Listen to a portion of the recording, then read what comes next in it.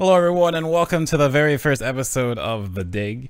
So this is a Pokken talk show, not really podcast, because it's a little different than Fahrenheit. So Fahrenheit, as I feel like a lot of people are going to ask questions about why this exists when that's there. Fahrenheit is very much like like I said in the thing Jess would ask me. It's for the community, by the community, is my idea with Fahrenheit, where it's very community-driven events. You bring on a guest, and the show is very much focused on the guest. So, like, when it comes to Fahrenheit, I remember something someone said at the very first episode was like, I would like to hear your opinion more, but I feel like in Fahrenheit, it kind of doesn't work when you have 3 hosts and a guest, or every host always say their opinion on something, and then the guest is only there for that one show, so you kind of, I mean, and what do you want? You want me to talk about Worlds? You want the winner of Worlds to talk about Worlds, kind of thing. Yeah, so, that makes sense. So then this podcast is more more opinionated, mostly opinionated, and also mostly focused on the community side of Pokken and like the players more than the events itself, though we will talk about those. So yep, that sounds about right. This is gonna be more personality driven. It's gonna be more like personal opinion kind of things. As people know, or people like to think, I have quote-unquote bad opinions. Well, I guess in this show you'll see if I actually have bad opinions or not, because there's a lot of things we could discuss. All right? I mean, you do have bad opinions on good computers. You're insane. Macs are good. Macs are trash. Listen, Macs are good for what they are made for. Okay. They're not made for streaming. Macs are good for music. Besides that, Macs are bad. And video editing. Okay, they have good built-in editing software, but you get good software on a PC. Right. We're not getting into this shit. This is a Pokken thing. All right. So, first off, we'll go off with like little things of what we've been doing. So, McDareth, if you'd like to start off. Yeah. So, basically setting this stuff up. Hope you guys like the overlay, because spent a lot of time on it. I think it looks pretty nice. I'm pretty happy with it. So, I've been setting up stuff for this.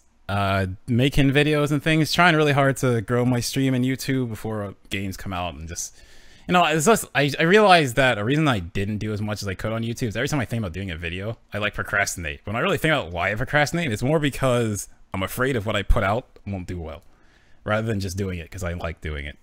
So, yeah, trying to fix that. Yeah, definitely need to just put it out there for the sake of putting it out. If you feel... Wait, hold on. What was the thing again? You don't feel like it would do good, or you don't? Yeah, because like the back of my mind is like, okay, I'm gonna do this, but at the same time, what if it just fails? Why put all this time in? Nobody cares. I mean, if you feel happy with what you made, you know, put it out there. You know what I mean? Yeah, I get it. That's what I'm trying to work on. Like the video that has over half the views on my entire channel, I literally just made on a whim. It just like super blew up. So I'm trying to work on that stuff. To be better. Sometimes you got to do that shit, you know? Yeah, besides that, Off-Fly Society. Yeah. Nothing... Well, I'm not going to go too into specifics, because, like, I feel like talking out of school with team stuff is probably not as professional as you'd like to be. No. I will say, like, I like the direction the team was going, so a little sad to leave it, but at the same time, communication wasn't the best, and took a while for stuff to happen, so it's what it is. Yeah. All right, but someone over here got a nice trip to Japan. So what have you been up to? So let me just give you the time frame on this Japan trip and how like very like stressed I was going into Japan. So literally on Wednesday we left me, Bendy, and Uchi left to the airport. Now let's go back a little bit further. I just got back from a freaking Worlds weekend, which is basically supposed to be like a 3-day, 4-day event for like to relax and enjoy your time there. I was there for basically only 2 days because work was just like, you're not going to take this time off because we hate you, basically. So I went 1 and 2 there, got 9th place. I was like, it's not really freaking good at all. I hated it. And I really wanted to run back on freaking Taro, but we couldn't get that. So going on Sunday and then going to work right into Monday was mad stressful. Mm-hmm. But when me, Benny, and Uchi were on our way to the airport on Wednesday, that's when I was just like, okay, we could freaking relax, and I could relax, because it was just I felt like everything was like so rushed. I had to do the biggest tournament of my life, like literally like 3 days before I leave to go to out of this country on the other side of the freaking world. Like for me, it was like I don't want to say it was overwhelming. I thought it was just OD Mm-hmm. as slang terms. But when I got to Japan, I had a great time in Osaka. Got to go see Kyoto. Kyoto was lit as fuck. I wish I had freaking like stuff and to show. But then we had some food, and the food overall was great. But there was this one basically place where Alistair, Sasahune, and Uchi basically got the plague. They didn't feel good at all, and Is food poisoning or something going around? we don't even know. Like Uchi only just got better yesterday, but like Elm, Sasune, and everybody else were like giving them medicine in Tokyo. But let me go to the Tokyo Airbnb. The Osaka one, beautiful, perfect. I couldn't ask for something better. It was like mad convenient, perfect size for us. The Tokyo one, the first one that we went to, smelled like piss. Wasn't as big as our room. What? It was it it was terrible. No air conditioning. The kitchen like sucked. It don't even matter about the fucking kitchen, but like either way, like the kitchen wasn't good. And we go to like we were in the middle of the typhoon. We weren't in the middle. We were on the tail end of it. But like at 5 a.m., I couldn't sleep that entire night because I was just like I couldn't comfortably sleep. I was on a floor mattress and it was just bad. Mm. But we were freaking. I was like on and off of sleep, and at 5 a.m. I was just awake because like biological clock tells me up. It's time to get up. Oh, yeah, I was noticing. I'll send you messages, and it's like randomly in the middle of the night. You like respond. It's like, oh, he's probably still stuck in Japan. Yeah, but freaking, I feel the ground shake. Like I was upstairs, and I thought it was a typhoon, but I was just like, that was really weird. I thought this whole place was gonna collapse on me and shit, because like the house wasn't good at all. Like it didn't look pretty at all. The only thing that sold us on that house was a samurai freaking thing, which wasn't even freaking worth it. So I learned later that morning that I was in the middle of a freaking earthquake. 3.8 magnitude where I was, 6.8 at the epicenter. So I got the like lesser end of that. Mm-hmm. But like we were in a typhoon. We were in a shitty ass Airbnb. We had two people that were sick as dogs, and now we just had an earthquake. I was like, listen, I don't care how much we spent for the other place, but we need to buy another place ASAP. Cancel this shit. Get the fuck out of here. And we did, and it was the best decision ever. We had a much bigger place. It was nicer. Had a nice family room, had washing machine, had a nice shower, all that shit. It had room, and I loved it. And we were much closer to like Akihabara and stuff, or Akihabara, as I freaking keep messing up the freaking terminology, Alistair. But yeah, like the getting that house, we had to pay more. Obviously, I'm still waiting on the Airbnb to hopefully give us like unprecedented circumstance cancellation fee where I get my money back from the shit Airbnb samurai house. Mm-hmm. But we got the new place, spent a little bit of money on it, and it was perfect. And then that's not even like half this shit. 2 days go on, and we find out that Osaka. The day we were heading up to Tokyo to our new Airbnb, we were seeing videos of Osaka literally getting decimated. Like, buildings getting torn in half, electrical lines blowing up. And then we see the rigger, the boat, that goes, like... So, Kansai Airport is on, like, a little island, Mm-hmm. and, like, there's a big bridge that has, like, the trains going on it, and then the road on top of it for, like, cars and shit. Yeah. The rigger hit to the side of where the trains were. Like there was no trains running, obviously, but like the rigger literally crashed into that bridge, Good. and I was just thinking that can't be the bridge at Kansai. And then everybody was like, "We have to get our flights changed. We have to get this. We have to get that." And I was like, "Oh my freaking god! Let me see if I could cancel my Osaka trip to freaking my Osaka plane because I was supposed to leave out of Osaka because it's cheaper, Mm-hmm. but now I have to leave out of Haneda, which is in Tokyo."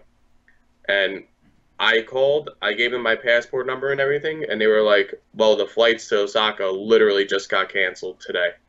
And they were like, and I was like, "Okay, well, reserve spots for the 3 people." They were like, "I can only reserve a spot for you because you gave me your passport number." I was like, "Let me email you my freaking friends' numbers and we could do this for free." They were like, "Nope, too late. Only got you." I was like, "Are you kidding me? I have to, I have to spend an entire flight, 17. I had to travel for 24 hours. Like, I left at 10 a.m., got to Guangzhou. Like, this is at the end of the night. Got to Guangzhou at like freaking like I don't remember the time, like 1 p.m. I had to wait until 7:30 p.m. and then at the time I got home from the flight differences, it would be 11 p.m. midnight Yeah. on Monday. So I traveled for 25 hours. 25 hours. And then I didn't even bother to sleep because like why would I even sleep? Because me getting home from LaGuardia, from JFK to my house took me 3.5 hours. So I was like, well, I might as well just go to work the next day. Like, did And you like sleep on the plane or anything, or just? I can't sleep on the planes. Okay, okay. Then that's So not that's so bad. Like the longest flight I ever took was to France, and that was like 16, 17 hours. But like I stay up all night and just pass out on the plane. I really couldn't. Like the flight going to Japan, I did, but like the flights going back, like I just couldn't, and I was pissed. Like I was up for 36 hours straight after the workday. I went right to bed. My whole sleep schedule was fucked up. But either way, let's go back to Japan. So Uchi and Alistair are still feeling like death. Alistair doesn't want to go to the hospital. I convinced Uchi we have to go to a hospital. We're like, all right, let's go to this place. It's like looks like an actual hospital because I was Google mapping hospitals on Tokyo. They were leading to like freaking. It looks like apartment buildings, and I'm like, I'm not gonna bring you guys to freaking some underground black market thing where they're gonna steal your kidneys. So let's actually go to a hospital. And it was supposed to take a 4-minute walk. It took 30 minutes because Uchi literally could not move. That's how deathly ill he was. We still don't know to this day what he was like done with. And we got to the hospital, and like they couldn't serve us. We were just like, we need medical assistance. He's not feeling good. And they were like, no English. I was like, wow. Okay. So we had to like, I was trying to like ask Uo. Well, H2 was asking Uo like, where's the nearest English speaking clinic, and then we just decided. Well, Elm Sasune. I'm sorry, Sasune was like, I had the same sickness. Here's what I did, and that's how I cured it. To Elm, and Elm was like, I will bring medicine over to you guys soon. And we were like, thank you, Elm. You're like our savior. There's a picture. I don't know where it is, but there's a picture of Uchi and Elm. Like, Elm's like giving him like the medicine and all that stuff.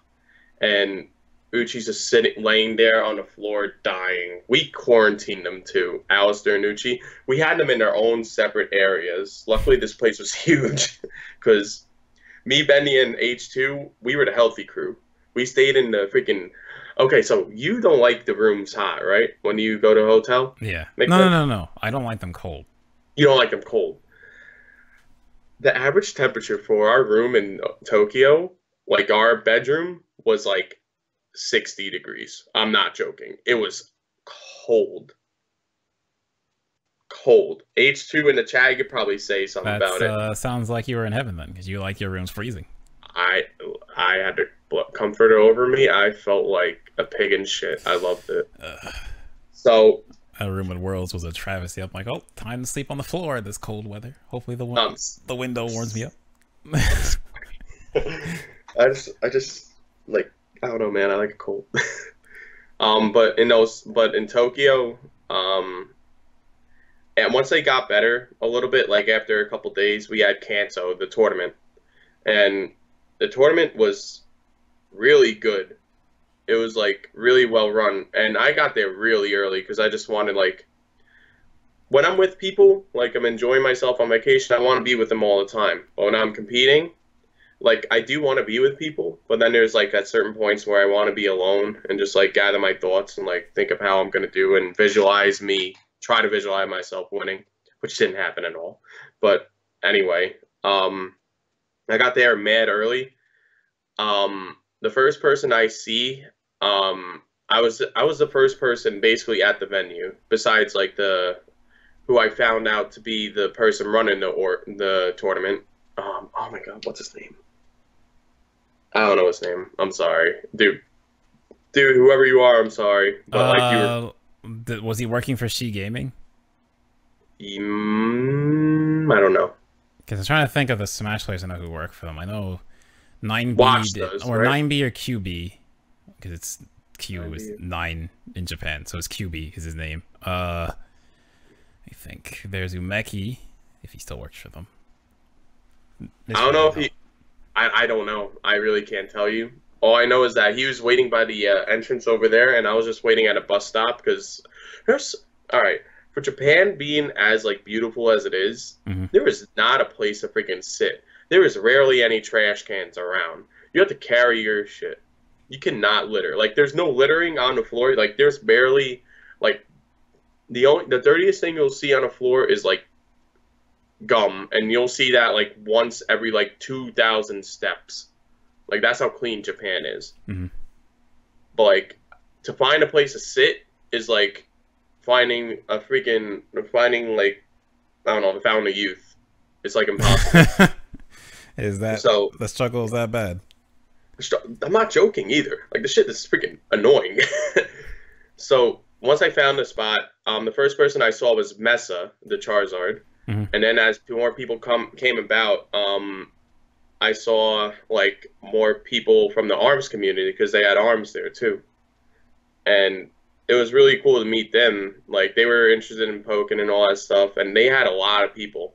They had a lot more than what I anticipated. I think because in Japan, ARMS is still pretty big. It's just like everywhere else is kind of not, but Japan also has a circuit for ARMS. So it's like the reason, like when Pokken was bigger in Japan than it was here for like the Dark Ages, because they have the arcades and all the new stuff. And yeah, they had all that new stuff. And yeah, tournaments that were well run. And Kanto itself was well run. It was well set up. There was, how many setups were there? They had, okay. Who was telling me about it? Oshizu, I believe. I think it was Oshizu. Oh no. It was Mesa himself. He told me that the Kanto room had 60 monitors. 60. Now, I thought he said 16. I was like, 1-6? He was like 6-0. I was like,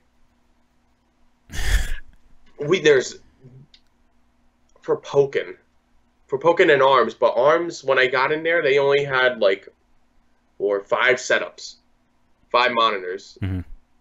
We had they had 5. Okay, no, it was 2 monitors on each. So they had 10 monitors and then 1 stream monitor. So 12 monitors over there.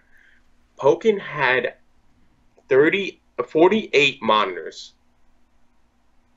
We had 24 setups.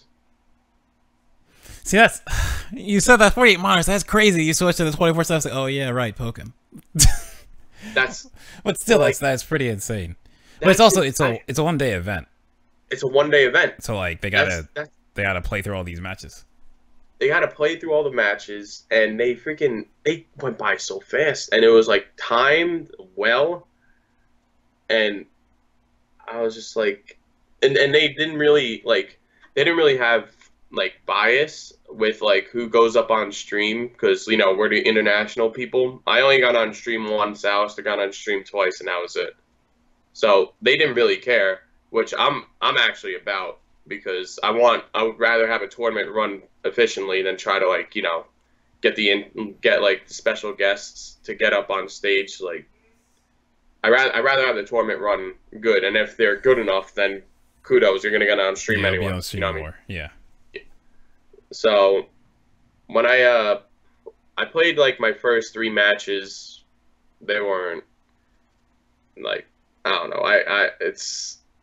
They weren't. I can't say that they weren't good because they were definitely better than the average American player. I guess they weren't as good as me. Yeah, see, that's fair. I feel like after the amount of talking we have, I get that you hold yourself very highly and like you're very hard on yourself.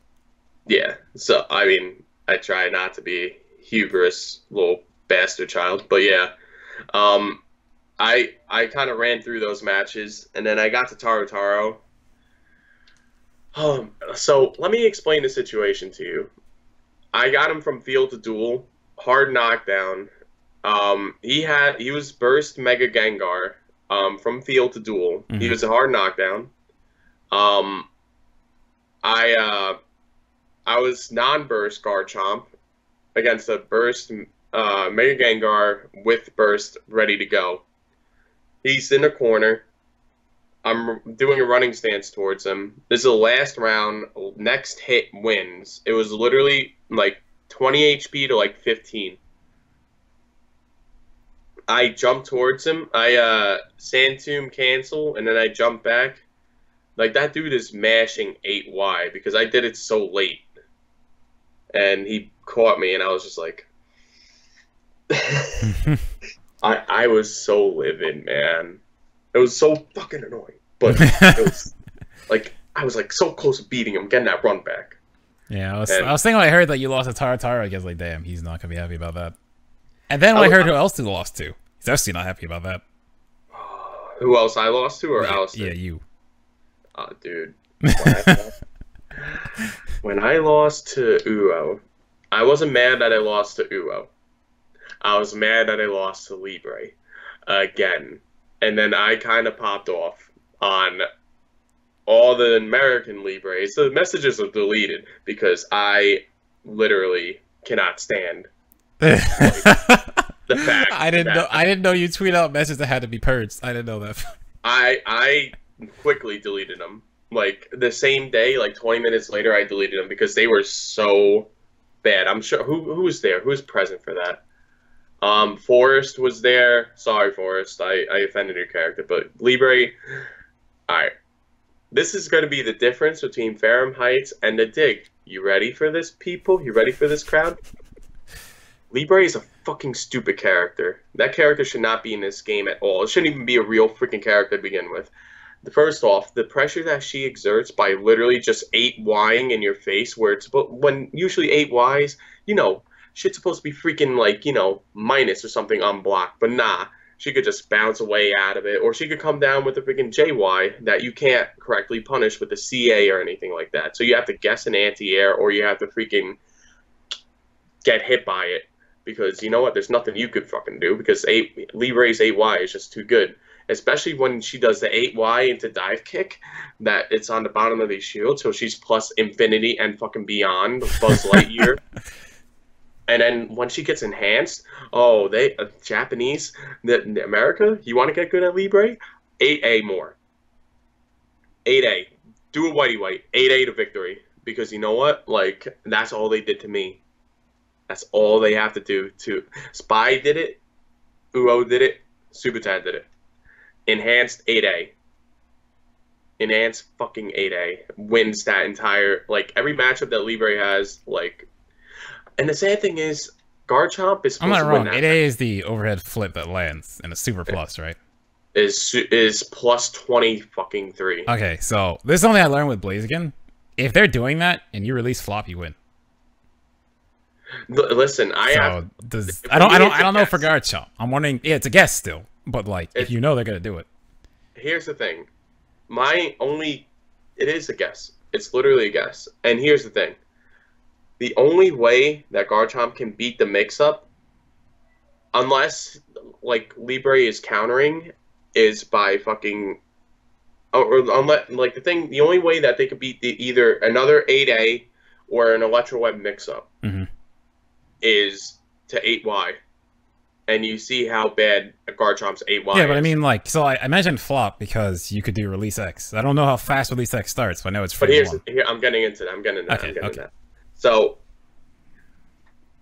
I don't know how you guys did it, but when I release X against Libre's 8A, I clash.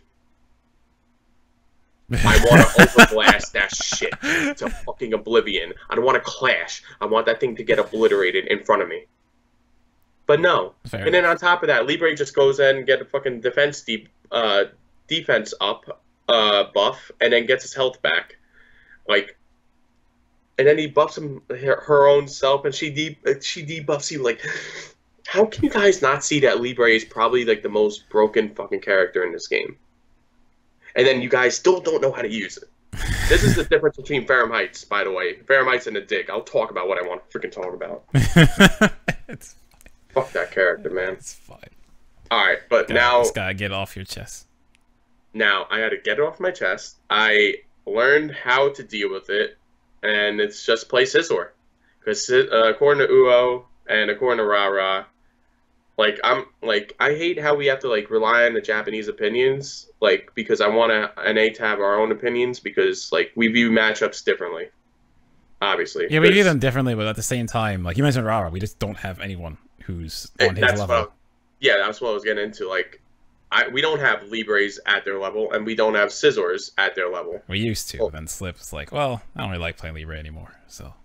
Yeah. Well, Slip's Libre was not good in the sense that it was a timer scam Libre. It wasn't aggressive, in-your-face Libre like the Japanese play. Slip would not last 5 seconds in that play style. He would not. He wouldn't. I don't know, man. That's kind of... I get what you're saying, but very anti-committal. He doesn't commit to shit. He'll block on Oki. Yeah. He'll run away from you. He'll wait and check you. That's true. But they don't care. They will 8Y you. You can't do shit against their 8Y. The fuck you gonna do? Oh, I see. Okay, I see what you're saying. You're saying that they know what's good, and they'll just keep doing it until you do something about it. Yeah. More so than or Slip will play. Well, he'll press to his advantage. He press it, but other than that, he'll wait. Kind of thing. What Slip does, and it's so freaking annoying and so good. It is literally he'll block. He'll walk towards you on your Oki on your wake up. You wake up. You're both blocking. Now, the player instinct that takes over at that moment is who's gonna break first, who's gonna press a button first, and who's gonna have the better button to press. 9 times out of 10, it's Libre's 8Y, and Libre's 8Y is a better button than literally half the entire freaking cast of Pokken. Libre's 8Y is better than the entire character of Empoleon. Okay. I'll give you Blastoise. All right, Libre's 8Y is better than the entire character of Blastoise. There you go. All right, so that's the thing he does, and he just 8Ys. When he was playing Libre, he would 2Y check, or he would 8Y, or he would do 8A if he was enhanced. He wouldn't grab you on wake up unless it was a meaty grab. He wouldn't block into grab. He would block into 8Y. He would block into a better attack, better option than what you're gonna pick. Mm-hmm. And that's why he was able to be so good offensively until people started wake up grabbing him, where they were trying to tell him listen, you're gonna freaking commit to an option on Oki, or else I'm gonna wake up grab you. And that's why he got triggered. Alistair woke up grabbed him. There was a bunch of people who woke up grabbed Slipping Bug. And it is just what it is. I mean, it's just the correct reaction if he's just gonna block. Well, but that's just his playstyle. For Oki, he will sit there and wait for you to press a button, but he's going to press a button at the same time because player instinct. I believe player instinct's a really big factor in FGC. I don't know if I'm necessarily terming the wording right, but I'm making it up myself. Like, player instinct is like, you know when he's going to drop his guard and where you have an opening, and then you're just going to press a button that you're going to be comfortable with comboing into, or you feel is confident going to beat out whatever option they pick. So he'll 8Y, and he'll do his combo. He'll have you speed debuffed by the end of it because it always leads to a fucking electro web. And then he'll get his defense up, send out a little shockwave. You're in field. The fuck you gonna do? I'm gonna run away now because I have the health lead and I don't need to do shit because I'm Libre and I play timer scam. He won't last 5 seconds with the committal style of Japan's Libres, where it's literally like, we don't care if we have the life lead or not. We're gonna be in your face because what the fuck are you gonna do? I mean, see, the thing is, I can hard get playing slip style. I mean, that's kind of, I mean, I don't play that exact style, but no, actually, no. If I have a lead versus a Pikachu, I'm walking away. It's like, the thing, well, I guess from my point of view, it's like, if I, to pressure you, I have to spend health. Then if I mess up on one of those pressures, or you make a right read, I just lose that health. So it's like, if I take a lead, you're coming to me. And I'm going to punish you when you try to do something silly. Mm-hmm. Well, only works on Pika and Krogan, because everyone else can just hit me from full screen. But otherwise. So, now let's get back over to Japan. I'm sorry for venturing off. No, that's fine. That's cool. Just real quick, I want to get back to Japan real quick. We did a crew battles. We got washed. I was so upset about that. Whatchamacallit? I got... Where the fuck are they? Yeah, I'll show it later or whatever. If anyone is familiar with TCG, are you familiar with TCG, Pokemon TCG, McDareth, or not really? Not really. Okay. I got into TCG, Pokemon TCG, when I was younger, and all that shit. Mm-hmm. But as, like, Steam Siege came, I believe that was the one with the Volcanion card, I got really into TCG. And I got every single one of my favorite Pokemon as cards, except for one. I could not find, throughout the entire packs that have been opened now, there was not one for Alligator card. That annoyed the fuck out of me. And once I got to the crew battle, we all got washed. Elm gave me 3 different for Alligator cards, and I was like, well, I am in such a happier mood now. I don't care if I got bodied by Spy. I don't care if I got bodied by Empoleon. Who did I even lose to? I lost to a lot of shit I really shouldn't have. But either way, freaking, I was so happy. I was happier than picking shit. Like, it was amazing. So, now, I'm sorry for, like, taking too long, but, like, this is the real important part. This is fine. So, once we went to eat after, we went to like this fried chicken place. It wasn't like fast food fried chicken. It was like well presented fried chicken. And we were all right. So it was 2 tables. I'm trying to like look. It doesn't matter. Elm, Alistair, Uchi, H2, Cross, all of them were on one side. And over here was me, Bendy, Lady, Azazel, Bongi, Patetin, and all that shit on the other side. Mm-hmm. And, like, in the middle was a little gap that we could, like, walk around and shit. And towards the end, well, I got... Sake is one hell of a freaking drink. Sake is amazing. But, oh, yeah, I tried it. Where the hell? Oh, DreamHack. DreamHack Austin. I tried it. Boy, you need to go to Japan. Have it there. That shit is god. Like, that shit is truth. It is truth. Alright, so I'm like 2 sake bottles in, which aren't that big. They're like this big. But I'm 2 in, and we are all having a good time. Everybody having fun. Then I see Elm come over, and he's like crouching down. And like, he started going off on, whatchamacallit, how he really cares about the Pokken community a lot, mm-hmm. And he feels like it's in a dangerous position at this point because he wants more people to come through, and he feels like there's not enough events and we're not getting the reach that we need. He came through and like Google translated it, and we all started talking to him, saying, "What do you think we need to do?" But like Alistair, H2, and Uchi were all on Elm. I was with Cross because he came around. Elm was like getting mad emotional about it, and then Cross came over to the other side of me. Cross, I have never seen him once break a smile unless he was like playing Pokken itself. So he came over next to me. He started going on Google Translate, and he was like, Elm having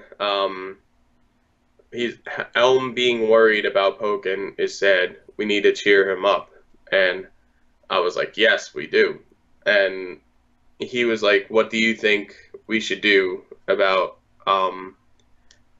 like more people, more tournaments in community? I was like, we need to be on YouTube. Yes, thank you. We need to be on YouTube. I told that to Cross. I was like, it doesn't even matter. Like, the tournament sets are good, but we need like no other can content on them. It's like the tournament sets are good, but unless it's hosted on Pokemon, no one's finding them. Exactly. Dude. And then when people, it's okay. Finish your. We'll get back to this. Is a good topic. We'll come back to it. But like, finish your story.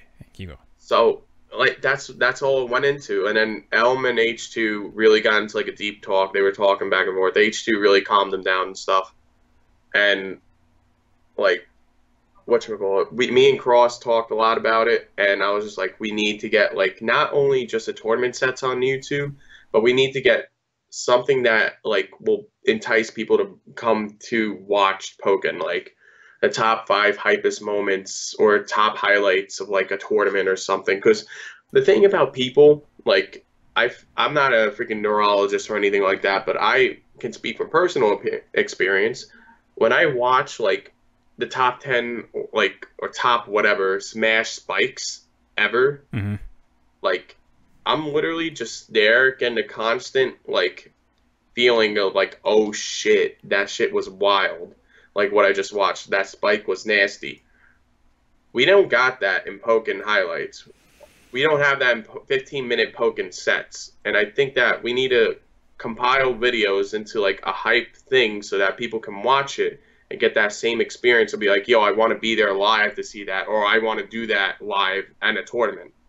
I feel like that's what we need to have, because I think that's just a possibility of like bringing more people in, you know?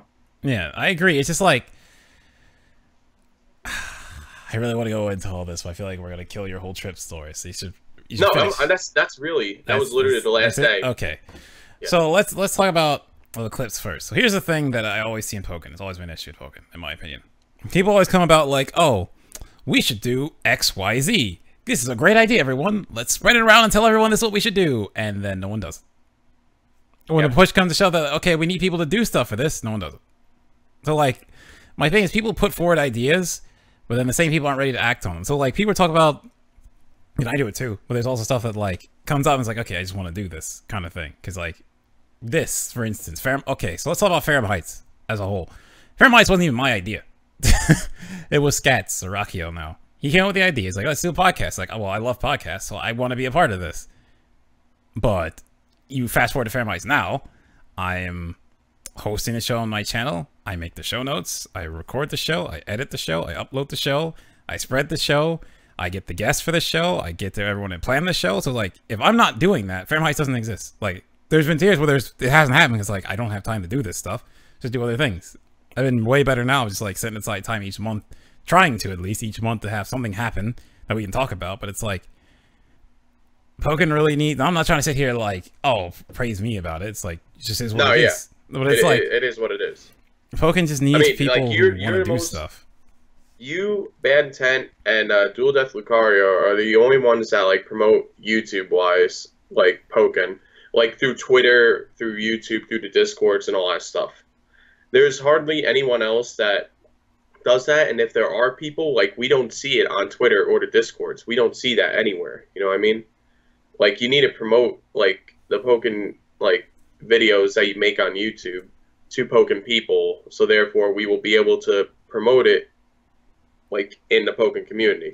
We can't just like we can't just like find a random channel and then be like, oh, they have Pokken shit, we're gonna watch it now, and then like That's we just don't know what happens right now, yeah. And they just like, Yeah. So here's the other problem, like what Sai is saying, where the double-edged sword of it is not enough people are doing it, but also not people are watching or supporting it. So it's like people like Pokken deserves more, but it's like, okay, it deserves more, but the community itself sometimes doesn't support it. Again, I go back to Farum Heights. The community's smaller now. Farum Heights, a couple months back, had like 100 people. That was like, DX just came out. All those people are here because I'm streaming DX. They want to see and talk about it. Now, it's like 16. And it's like, even the views on YouTube are lower. But it's just like, you know, people are like, well, we should do this content and support. So I say it's 16. I went back and checked. The VOD is like 71 views. So people are watching it after the fact. So but it's just like, it's the thing of, it's like, why would someone who's not interested in Pokken, like, I remember another thing, people are like, oh, at launch we just talked to like Maximilian, you get Shofu, all these people should stream Pokken when DX drops, you should get them to stream it. But it's like, why would they stream that over another game when most people will only come for that and never come back? So like, it's like, and there's nothing wrong with it. Some people just want to watch Pokken. I get that, but it's just like, people who only want to watch Pokken literally only want to watch Pokken. But then even past that, it's like, you want to watch it, but are you supporting past just watching it? Because like he told me that K-Mon is basically trying to. Is this fine to say this? I mean, go ahead. We'll talk about it. All right. So not that part, but like you mentioned that Worlds like K-Mon's basically making his living off Twitch. I'm like, okay, that's very risky with just Pokken, because like in Pokken alone, unless someone, which I dropped by his channel, I see some people have been doing it, but like unless someone really is just giving him tons of bits and tons of money, it's just like, it's not feasible. Like from doing Pokken as long as I have, I don't. Oh fuck it. I was like, I don't want to do this discussion again, but you know what? Screw it. After all, okay. So I've streamed Pokken. Real quick. Going back to the K-Mon thing, he does stream other games. They don't get nearly the views as he gets with Pokken. Yes. But like he still gets the donations, like here and there, and the subscribe. See, here's this is the okay. So I want to hit that first. The scary thing with Pokken is like if I stream Pokken, just playing Pokken, it's still probably one of my most watched streams compared to other stuff. But the thing is, are people doing more than just watching it? Like I've streamed Pokken since it came out. I've had 5 to 6 people subscribe to me who are only Pokken, compared to what, maybe 70 people who've subscribed to me total throughout the years. It's been like over a year. So it's just like I put more time into Pokken than Smash for a good decent time, because I felt like I could do something to help this scene, kind of stuff like that. And maybe people have been like so it just is what it is. But like people don't super support it. And then the other part is like people stream Pokken and just say, oh, I'm getting these good viewers, like look at my stream growing, try to stream something else. Nowhere near the same, because people only watch Pokken. That's like I feel like that's the danger of streaming Pokken right now. People who watch Pokken and nothing else. Then if you try to move, if you try to play a different game, they won't really watch. They won't even like, even if they like you, they won't watch it. It's just like, that's the thing. People have to like you and shit. Well, the thing is, like Alistair can do it, or we streamed a Pokemon game, but Alistair can do it because it's Alistair. People in Pokken just love Alistair, so he can do that. Yeah. But like the real thing about it, and I don't want to, I ranted about this a lot on Twitter and stuff, and in different chats, whenever in like an actual Pokken forum. But the thing about, I feel like people in Pokken, I mean, I made a topic about this one time where people were talking about on Twitter or on Reddit a long time ago, like, why is there a lack of Pokken content? And I made a video, it's like, let's talk about, it's one of my let's talk about since about Pokken. And it's like, okay, so the lack of content is double-edged sword, because the other part of it is that there's a lack of people wanting that content. Like, supply and demand is a big thing. If people really wanted to watch Pokken, right, then Pokken streams should be way bigger than they are right now. Yeah, the game's not huge, but if people watch the game, people who just like play casually will come by and watch it. People who just like see it on Twitch and it's like, oh, I've never seen this game, they'll come by and watch it. But the game's at the bottom because people watch it but don't go past that. Then the people who stream it aren't really encouraged to just keep streaming it, because like, and so talking with Alistair at Worlds, he was commenting me on streaming. But to me, it was weird because like, if I wasn't streaming, I'd just be playing the games anyway. So I end up streaming for like 15 hours or something, because I'm a lunatic. He was mentioning like, okay, I stream like 4 hours and I'm tired. People want me to do this again, and like that never clicked with me. Like I didn't understand like that part because to me, I just do it. I'm so used to just playing games for a long time. Yeah. So it's like for someone who just does it as like a hobby or something on the side, where's the encouragement for them to just keep plugging away at it if people aren't watching?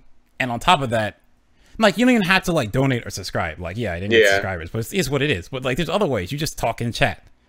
You just retweet the stream. You just show it, like you host it, you retweet it, you talk in chat. Like you just get it involved so people who drop by, either people can see your retweet, they can see your host, and they come by and they can watch.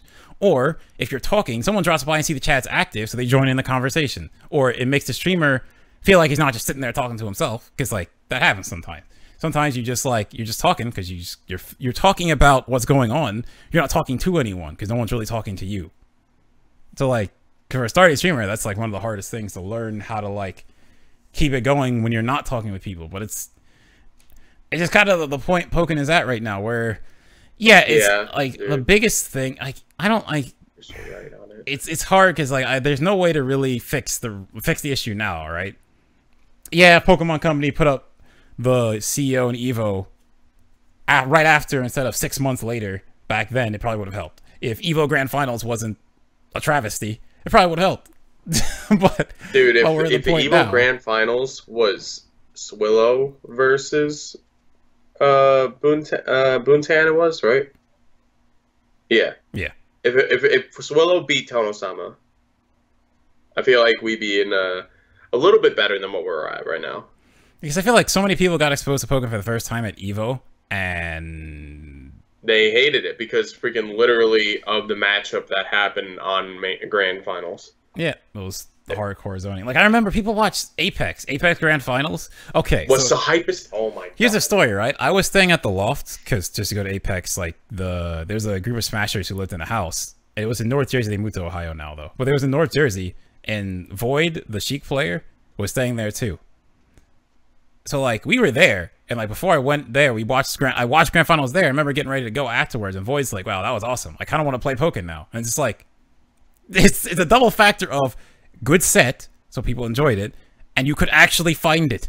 Because the other thing that Pokken has is every time it's streamed, and I've complained about this a long time. Every time it's streamed, it's on a tiny channel, every single time. So like, if you're not looking for Pokken, you're not gonna find it.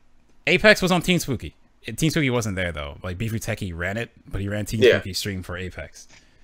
So but like Apex was on Team Spooky. Pokken at CEO 2 years ago was posted on the front page of Twitch. So but that's the thing where you like, oh my god, you schedule it. So DC probably thought the D1 and they got it scheduled so it'd be on the front page of Twitch. And like then at like 10,000 viewers because front page of Twitch, everyone can find it. You couldn't talk in chat. You could find it. So, dude, like, so do you think like the next thing that we should do as like the Pokken community is like get the stream, like we have to outright pay the streamers, like the big timers, to come stream our? Yes. You think so? Like, I think if you really want to reach people, no. Here's the thing, because I don't want to put like Doghouse and like endemic stuff out because like they do really good work. Like Doghouse did a really good job at DreamHack. It's just like it's so good. If you want it to get bigger and you want people to see it and you're really worried, then you need people who can get it to people. You just like that's just what it comes down to. I see. I feel like the best example of that was actually Buputeki at Battle for Castelia. So so Andre's my stepbrother, Buputeki. Really weird. Wait, like legit? Yeah, weird how that worked out. But yeah, he's my stepbrother. That's OD. And then the funny story, my mom and my stepdad were dating, and she was like, oh, his son's gonna come over. He knows about that streaming thing, and me being me, and it's like, I don't need no help. I know all this stuff. And then he comes over, he's like, oh shit, and they like helped me out a lot. But anyway, so minor gripe about that. I don't think he ever uploaded that. But like, yeah, he did stream Battle for Castelli, but I know like the reason he probably didn't because he's also working like he couldn't stream it himself because he's working at the NBA league. He's streaming that like contracted work for them, so he's doing that a lot. So he's traveling a lot to do that. So, but yeah, I don't think he posted up with it. There's an NBA 2K league there's an NBA 2K like legit esports NBA. league. Yeah, it's a league of 2K Sports, but the NBA company is running it, so he's being employed by NBA right now to stream that stuff. That is insane. That is insane. Good shit on him. That's so cool. So that's why he wasn't there in person during the event. He came at like the very end, but like he wasn't there during the whole thing because he was like traveling a lot for that stuff. Yeah. Okay, well then, like I said, Battle for Castelia was a great example of that.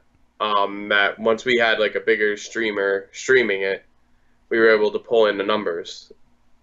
You know what was a really good tournament that pulled in numbers like ridiculous? Like after, like on YouTube, you see the you remember Frosty Frostings? Yeah. The VODs on those matches alone, like some of them like aren't even in grand finals. They have over 12,000 views. His channel. That's on Unrivaled Tournaments. That's on Rival Tournaments, and I was just like, why don't we have these guys? So I have to be honest, right? So when Unrivaled got their big break, this is why I don't want to say like Doghouse can't do anything. It was like when Unrivaled got their big break, they fit. Like I was annoyed with them streaming because it was Big House 6. They streamed Smash 4, Big House 6, and Smash 4, Big House 6 was only on their channel. And I'm like, they're local to the scene. People I knew said they're really good. This is a good chance for them. But I was like, well, I'm kind of unhappy because my problem with it's gonna be a little tangent, but it's the dig. Go ahead. So Big House the year before, I was unhappy because Smash 4, it's Big House is traditionally a melee based event, but Smash 4 there felt like a side event because we were in our own kind of tiny room, but we got our own stream and stuff. Then we had grand finals on the stage. Great, we're all gonna be on the stage. All been watching some Smash 4. We got half the stage. I'm not like we got 2 monitors. And the other 2 monitors and the other half of the stage was for a Melee Top 8 preview show. That pissed me the fuck. I was so pissed. It's like, you gotta be kidding me. I traveled all the way out here. Preview? Yes. During our Top 8, had the other half of the stage.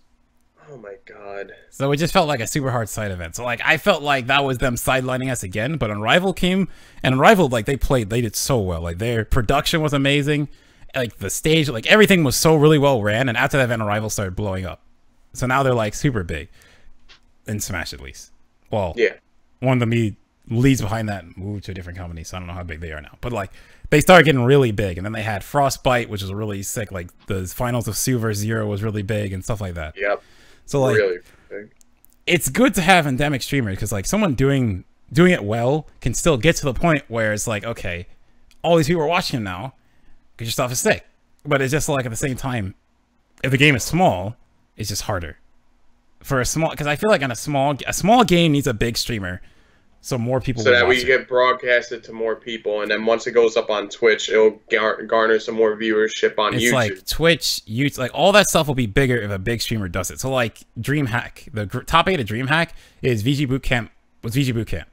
So they made a VG Bootcamp VODs channel, which is all the VODs from any tournament, and the top 8 is there, or top 4 is there because they streamed it, so they uploaded it.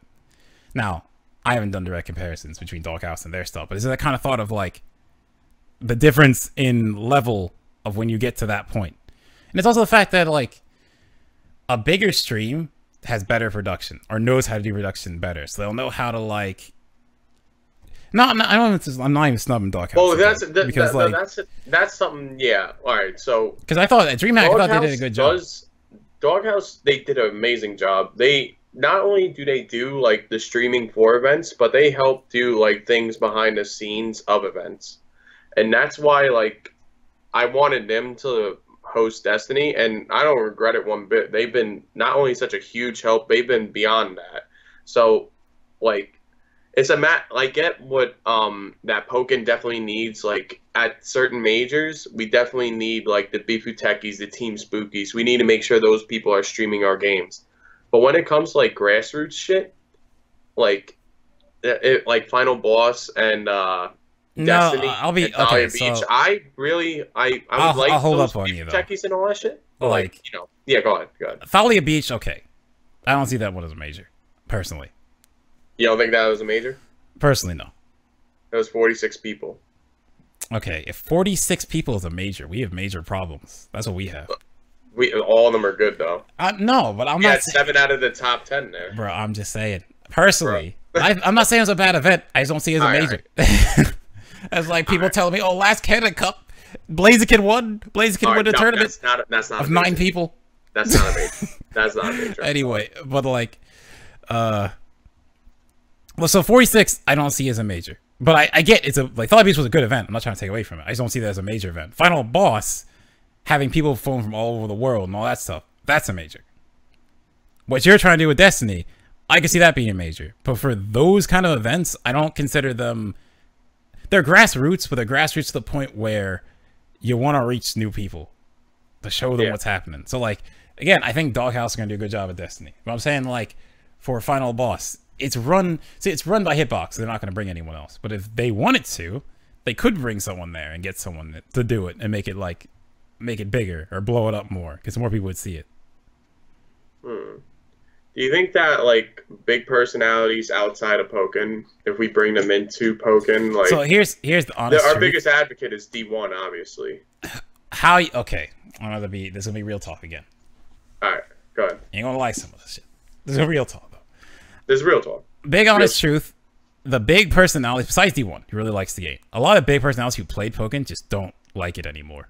Like. A friend of mine, Strippin', he's from the UK. I finally meet him at E3. And I was just joking, like, hey, when you gonna play Pokken again? He's like, that game sucks. I just like laughed. It's just like, okay, so he's like, we used to be a big YouTuber. He was on Yozzcast. He's not on Yozzcast anymore. He's a streamer, does a lot of stuff with his stream, gets thousands of people, whatever he plays. When he's playing Pokken, he had 1,000 people, but he just like, end up not liking the game. But it's like, oh, he used to play the game, just don't like it. It's not like saying anything about hate. Like he's never gonna go on Twitter and bash the game. He's just saying that to me is like a joke. But it's just like there's not gonna do. Okay, so Shofu. Oh, I'll say Shofu because like Shofu is a special occasion in my opinion. All right. Because like at this point, all right, we're gonna get into Shofu. I need to be mentally prepared because you know what? It's not even that. Okay, fine. Prepare yourself. Because this is the dig, right? Yeah. Personal problems. That's all I'm gonna say. In what way? So it's not even I don't have any personal beef with him. I have the beef with the way he went around Pokken. Okay. Like I understand if you don't like the game, but there wasn't any like. All right, go ahead and say what you want to say about Shofu. No, let me hear what you have to say. I get what you're saying, but like. Because, like, in my opinion, just say it. I don't like talking about it. No, come on. Because, like, in the end, like, I'm still, like, relatively nobody compared to his freaking millions of things, so I'm gonna sound like a hater. But fuck it. I don't really care at this point. Shofu, like, there was at one point where Shofu asked, like, was kind of like fed up with people saying, oh, you don't do Pokken shit for us or anything like that. And then he made a tweet saying, yo, you guys don't show me anything like to promote Pokken with. If you send me shit, I'll fucking promote it. And like I did it because I had a combo video up for Garchomp. I was trying to show like the most optimal paths and all that shit. I did a really terrible job on it, but the combos are cool. But I was just thinking to myself, like, so what you're saying is you don't care about Pokken, because if you did care about Pokken, you'd be seeing this shit all over Twitter. No. First off. No, but like here's the thing. No, right. wait. I want to hit that one, all right? You see this shit if you are in Pokken. If you are following all the Pokken people, then your Twitter will say he follows Alistair Burnside, you, and freaking Slip. Okay. They retweet half the shit that's like important. That's like 4 people, man. Even then, that's a Twitter feed. Like, this is that's Twitter feed, but it's also like, dude, like, if you actually cared about this game, you would fucking even show some sort of interest, stream it more or some shit, but he don't even need to because he has his fan base elsewhere in Pokemon. And therefore, he doesn't need to fucking rely on Pokken for any sort of fan base growth because, according to him, well, not according to him, but just statistically, we don't have that freaking fan growth. So why is he even going to bother investing time into Pokken? That wasn't like the reason. So here's the thing. Here's the point. Because I've talked to him about the same thing, and so it's funny that you'll agree with him more than you think. Because whenever we talk about it, the issue comes up that, like I said earlier, people in Pokken, either when you want to look for Pokken, you can't find it. That's what his tweet was saying. You guys haven't shown me things. Was like, if because like he watches Pokken stuff. Pokken Tournament's on. He probably watches it. I stream Pokken. There's a good chance he'll probably watch it. Like, he still watches the game. Doesn't like playing it as much because he hated ranked, which I understand. But we'll get to what he says because Shofu is the character in and of himself. But like, yes, when it comes to the part when that tweet came across was like we said earlier, people in Pokken, either you're not watching it, and then the other part, which he also agreed with, and he said it himself sometimes when we talk about this, it's like, people are either, you can't find it, or people just aren't supporting it. So, like, what's to encourage people, not like him specifically, but what's to encourage people from doing it more if people aren't watching it and aren't supporting it? The people who don't know where to find it, that's the people who we need to focus on, because there's a million people nearly a million people that watch the freaking Pokemon World Finals, a Pokken tournament that has almost, I think, double views of fucking VGC and TCG at one point, and like they don't know where to find half anything of Pokken. Let me toss you a different way then. Where Pokken? What? Let me toss you a different way with that, right? So, I don't want to go into full. Okay, we'll get partially into this because we want to stay on topic. So, like when Alistair got invited to E3, right? E3 and won. He came back from that, and what did he do? All this publicity, he's up on stage, he just won. What did he do? Yeah, he kind of... You see what I mean? So, like, this stuff happens, the players win, what do? What, like, Alistair's way better about that now. But, like, what is, after that big publicity, all that stuff, what's there to, like, push more people to stay around, watch the game more, watch him play? They just saw him win E3. This guy's pretty sick. I want to see him play more. Oh, he just beat Nairo's ass. Okay, that match scared the shit out of me. But he just beat Nairo. I just want to see more stuff here, and all this stuff comes back when it happens. So like, he needed to plug in everything Pokken at that moment. That was a good moment to do it. Did he, like, or not? No, my thing was like streaming. I just didn't like. We came back and like didn't stream. Yeah, well, yeah, that's... And it's like, okay, so Ace, it's more than just... Well, this is the thing that also gets me. Everyone's like, oh, you should just tweet out the Discord. People are not going to join a Discord for a game they know nothing about. What you want to do is show them the game. Like, Thanks a Lot doesn't stream, so I can't fault him for that. But it's like, you know, if he could have won Worlds, came back, had the 6-stream World Celebration stream, a bunch of people popped in, maybe some people saw the event, could have came back in because I'm like, oh, I've never watched this game before, but I saw you live. That was sick. Congratulations. Chill around for a bit. You know what I mean? Yeah. Yep. I know exactly what you mean. So like, if we had that momentum like that, that's like what I'm talking about. So like, I mean, what Shofu does over and above. So like the thing about when he tossed the controller out the window and people people had a tirade over that, he has another controller. You just don't know that. Yeah. So like it seems like, oh, he had a controller he never used, so he threw it out of a window. And people see him toss a Pokken controller out of the window, it's like, oh, you're saying this game is trash, all this stuff, started spending hate. But like, I even went over his house for E3. He has the Pikachu controller still. He just didn't. He has a Pikachu one, didn't want the other one. So he's just like, he's Shofu, so he's gonna play it up because he can. Throw it out a window. Because he can, and it creates more of like, it garners more entertainment. Like it garners entertainment, but honestly, you probably don't want to hear this, but that probably got more reach for Pokken than anything endemic in Pokken at the time. That's like, dude, that's what's sad about I totally get it. I totally get that. Because like, we discussed this already, but like I haven't discussed this like with other people. Except for like that little mini dig that we did after Fahrenheit's thing. Yeah. Remember that beef or that fake beef with me and Twixie? Yeah. Like I told you, but I'll tell them.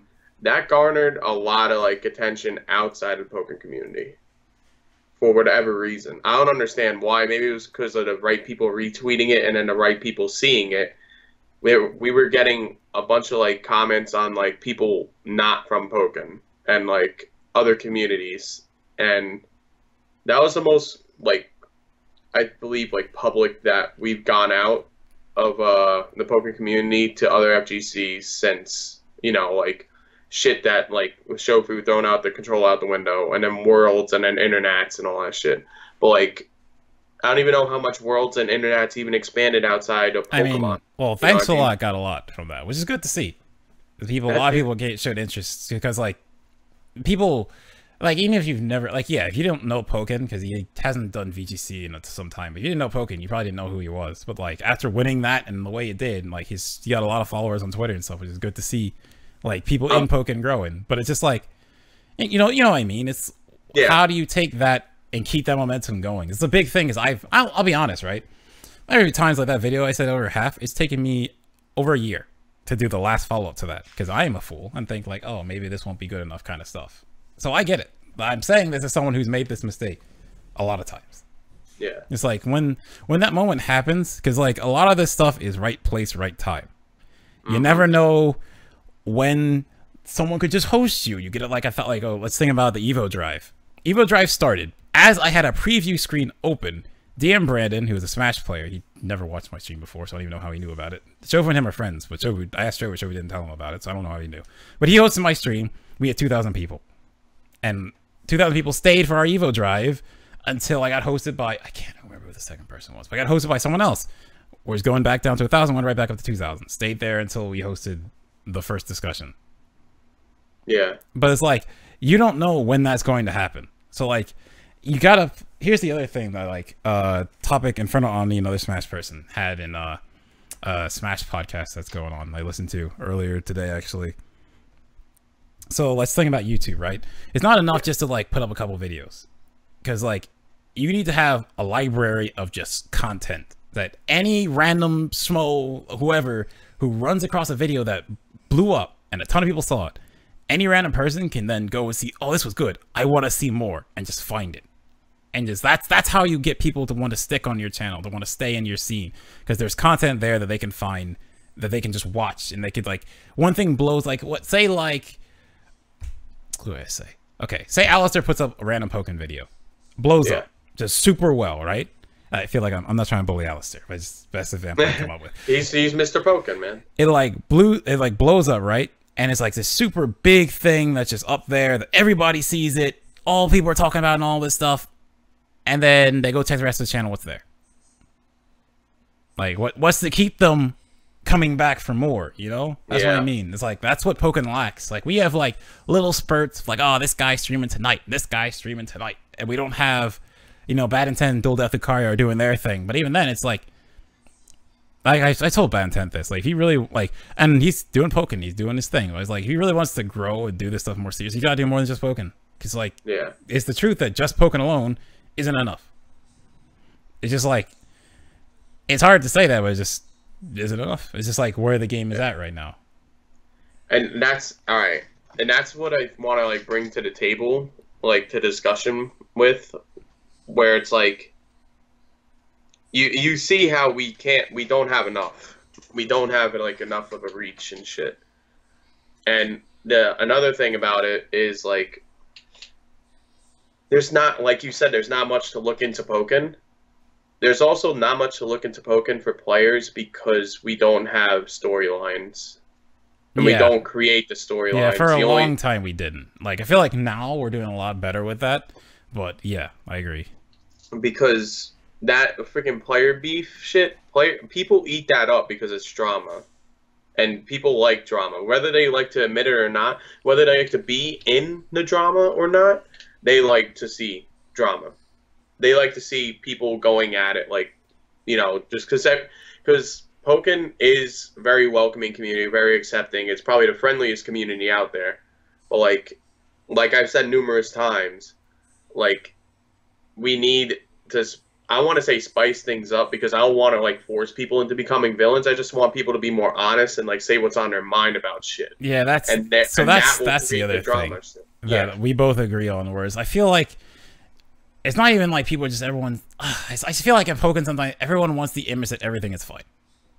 Anything bad, not even just in the scene, because some stuff in the scene you can stay in the back. No one needs to know that shit. But like, oh no, here's the thing. I wanted to bring this shit up too, real quick. Okay. That's going off on a tangent, but we could apply it to Pokken, because, like, sometimes we need to. Any publicity is quote unquote good publicity, but you know what? Like, it will show everybody that the Pokken community don't fuck around with this shit. when that news about infiltrations, allegedly torture and what I don't even know what it was. It was like abuse and torture of his ex-wife. Hmm. And the fact that she even stepped up to say something because of the Korean laws there, that like it is a crime to do that, to abuse women, but it's also a crime to defame, to slander, and a man. So if she accuses infiltration to do that, she could get sued too, which she probably is. But kudos to her for even stepping up to do that shit. There is some shit in the Pokken community that does stay in the back burner, and like we take care of it quietly. And I feel like we need to make examples. Nah, hold up. Because I think that we need to make. I'm gonna hit the second part of this, right? Don't fuck around. I'm gonna hit the second part of this because like once you make an example of someone, you set a precedence, and then you're gonna find people who will, for whatever reason. Okay, so we'll just go straight into this. So the Smash player Foe, right? Literally the same way the infiltration thing.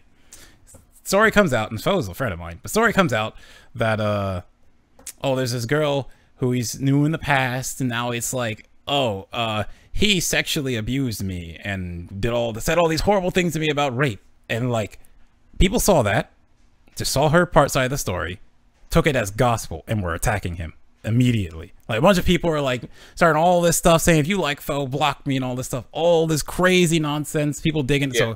So I know, so I explained this too. So there's a screenshot of him saying the N-word and then F after it in his Discord. So what that was literally, and I'm not excusing it obviously, but that was literally, it's a 4chan meme, and I've been in Foe's Discord. He just sometimes types some dumb shit. So sometimes he's funny, just sometimes he's just saying dumb out of context things. Bullshit. Yeah, but you take a screenshot of just that, it looks like, oh, this guy's a racist and homophobic, and it's like, he's friends with me. He literally asked me at CEO, like the first CEO that had Pokken, he's like, first CEO at Pokken, he just hit me up, like, you want to hang out? He's met me before. You really think he's a racist? That's kind of like crazy, but I stayed out of it because like this is damned if you do that, damned if you don't, right? Exactly. Yeah. But then it comes to light that someone else comes up and shows you that, oh, that girl was madly obsessed with him, and it was only saying these things because he didn't return her feelings, and all the stuff that looked like he was doing rape stuff with her was literally she had a rape fetish. And when they were getting along, she wanted him to say that. Even some of her exes said, oh yeah, she asked me to talk to her like that. But she was trying to spin it as him harassing her and mentally abusing her because she wanted to get back at him and destroy his entire career. That is insane. So like, that's what I'm saying. Like, it's dangerous to be like, oh yeah, let's make examples of people. The second you do. No. Oh, no. I'm not talking about just like in the accusation phase. I'm talking about in the jurisdictional phase where we have the evidence to show, and then what's your reply? And like whatever they say, like it gets put into gospel whether they're found guilty or not in our community, because you know, like we there are issues that happen in every single community. Mm-hmm. That like this shit does happen, and sometimes it's put in the back burner, sometimes it's made more public, sometimes it blows up on Twitter when it's not really needed to, but it blows up, and people don't see this shit. Some people will see this shit, and that's like the thing that scares me. And like the Pokken community does nothing about it. You know what I mean? It's just out there on Twitter, like, oh, this guy sexually abused me. This freaking thing happened with this guy. This guy almost killed me. This guy almost ran me over. All this bullshit. Like it happens in every community. Yeah. And what happened with infiltration, what Panda Global did, and what like. I don't even know who else, who was the tournament organizer, but they said that he is not competing here. He's not competing here. He's not competing here. Panda Global is standing by their stance on like, we're waiting until. Yeah, they're doing an investigation with like, they pulled him from the Tokyo Game Show. Yeah. So it's shit like that I would like to see the Pokken community do for when those times do arise, because unfortunately, no matter what, it's not a perfect world. Like, shit like this will happen no matter what community you're in. And I'd rather us, like, put it out there that we do not tolerate this shit. Once everything is all said and done, we have the evidence against anybody and shit. I feel like we need, like, it's definitely something that we need a president towards people. So let me ask, who would police this? That's a good question. That's like it's what you're saying is fine, but then you need an higher echelon who's gonna weigh down on this stuff. Well, all right. I would say like non-biased mods, like of the Pokken community, like people that are. I feel like that's almost impossible. You think that's almost impossible? For almost impossible for people to be non-biased. You can try and get people who are like mildly different, but if it's depending on who it is, you're gonna get biased. You really think so? Because I think like as long as evidence is provided, it doesn't matter who's friends with who at the end of the day. Okay, but hold on. But I think you're thinking like low. Imagine it's someone like, okay, I'm not say Alistair. I don't know. Go ahead, say me. Nah, Burnside. Alright, Burnside, go ahead. Who is not biased for Burnside in this entire community? Oh, fucking hell. Alright, you got me there. It's not even like, alright, if shit was to come out against him for whatever fucking reason, but like, alright, hypothetically, if shit was to come out with, him doing some weird shit. We don't have to say specifics, but yeah, what you said. Yeah, like if something happens and like it's not cool, it's not okay, and it's not something we could like leave in a back burner, I believe that like people would just do right and like see the evidence provided, and then make a judgment on the evidence provided. I feel like he'd be freaking. I feel like it shouldn't even be a question of like if you're biased or not. It should just be like as long as the evidence provided that he is guilty or not guilty, it should be any. But here's the thing, right? Because like if someone comes out with that, it's gonna be he says, she said kind of stuff. So then it's like, because here's my thing. This is why I'm worried about this. Well, that's why with when Smash he showed stuff the when it happened. It's like not even like receipts, because like the girl, when she showed receipts, she literally just took shots of what he said and took out the parts of her getting turned on by it. So it looks like he's just a scumbag. When in actuality, she wanted him to say that. So it's like, I feel like what you got to do is like what Panda Global is doing. You let it go to the court of law. You let it go to trial. Like this is the problem with Smash right now, in my opinion, when it comes to drama and why this stuff kind of happens. When stuff bad happens, like when JK almost hit those people in Vegas with a car, you know what they should have done? Go to the police. He almost tried to kill you. Not, here's my twit longer about this is why this is a problem, why this happened. Like, no, go to the authorities and report it. And then when a verdict is reached, there you go. Then the scene's like, okay, you did it. Court of law upholds it. So, you know, we need to take action. Like, you can like say, okay, pending that, this event's coming up, you're doing something for it. We prefer if you don't, because we don't want them to have a bad stigma. Like, that's fine.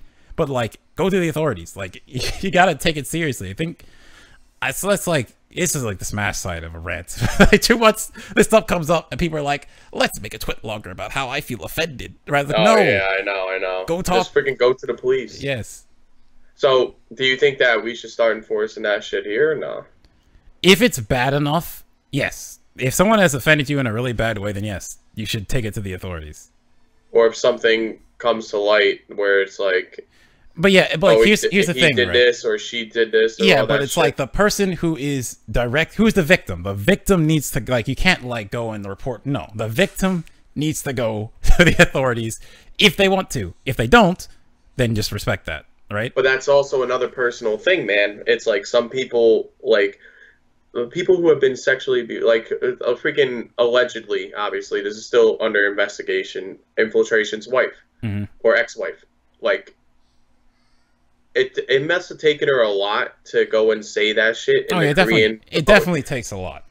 But like people are here in America or in general, I feel like stay quiet about like shit like that because like they're scared. Like or like it's a matter of like I don't know if it's fear of like the backlash or like fear of like, oh, you're saying this shit against this big public figure and all that shit or something like that. But like they do not want to step out. It's really hard for them to be like, I have been sexually abused. Here's the thing, right? Because like... and then it's hard for them to go to authorities. I was going to say like what H2 said too. Well, here's the thing. If you're going to go on social media, you might as well just go to the police. Like, at that point, okay, so if you don't want backlash, go to the police. There's no backlash. What police officer's like, oh, this person just said this thing about X popular Smash player. I'm going to post this on my... No, just go to the police. Then a report will come out. So here's something, right?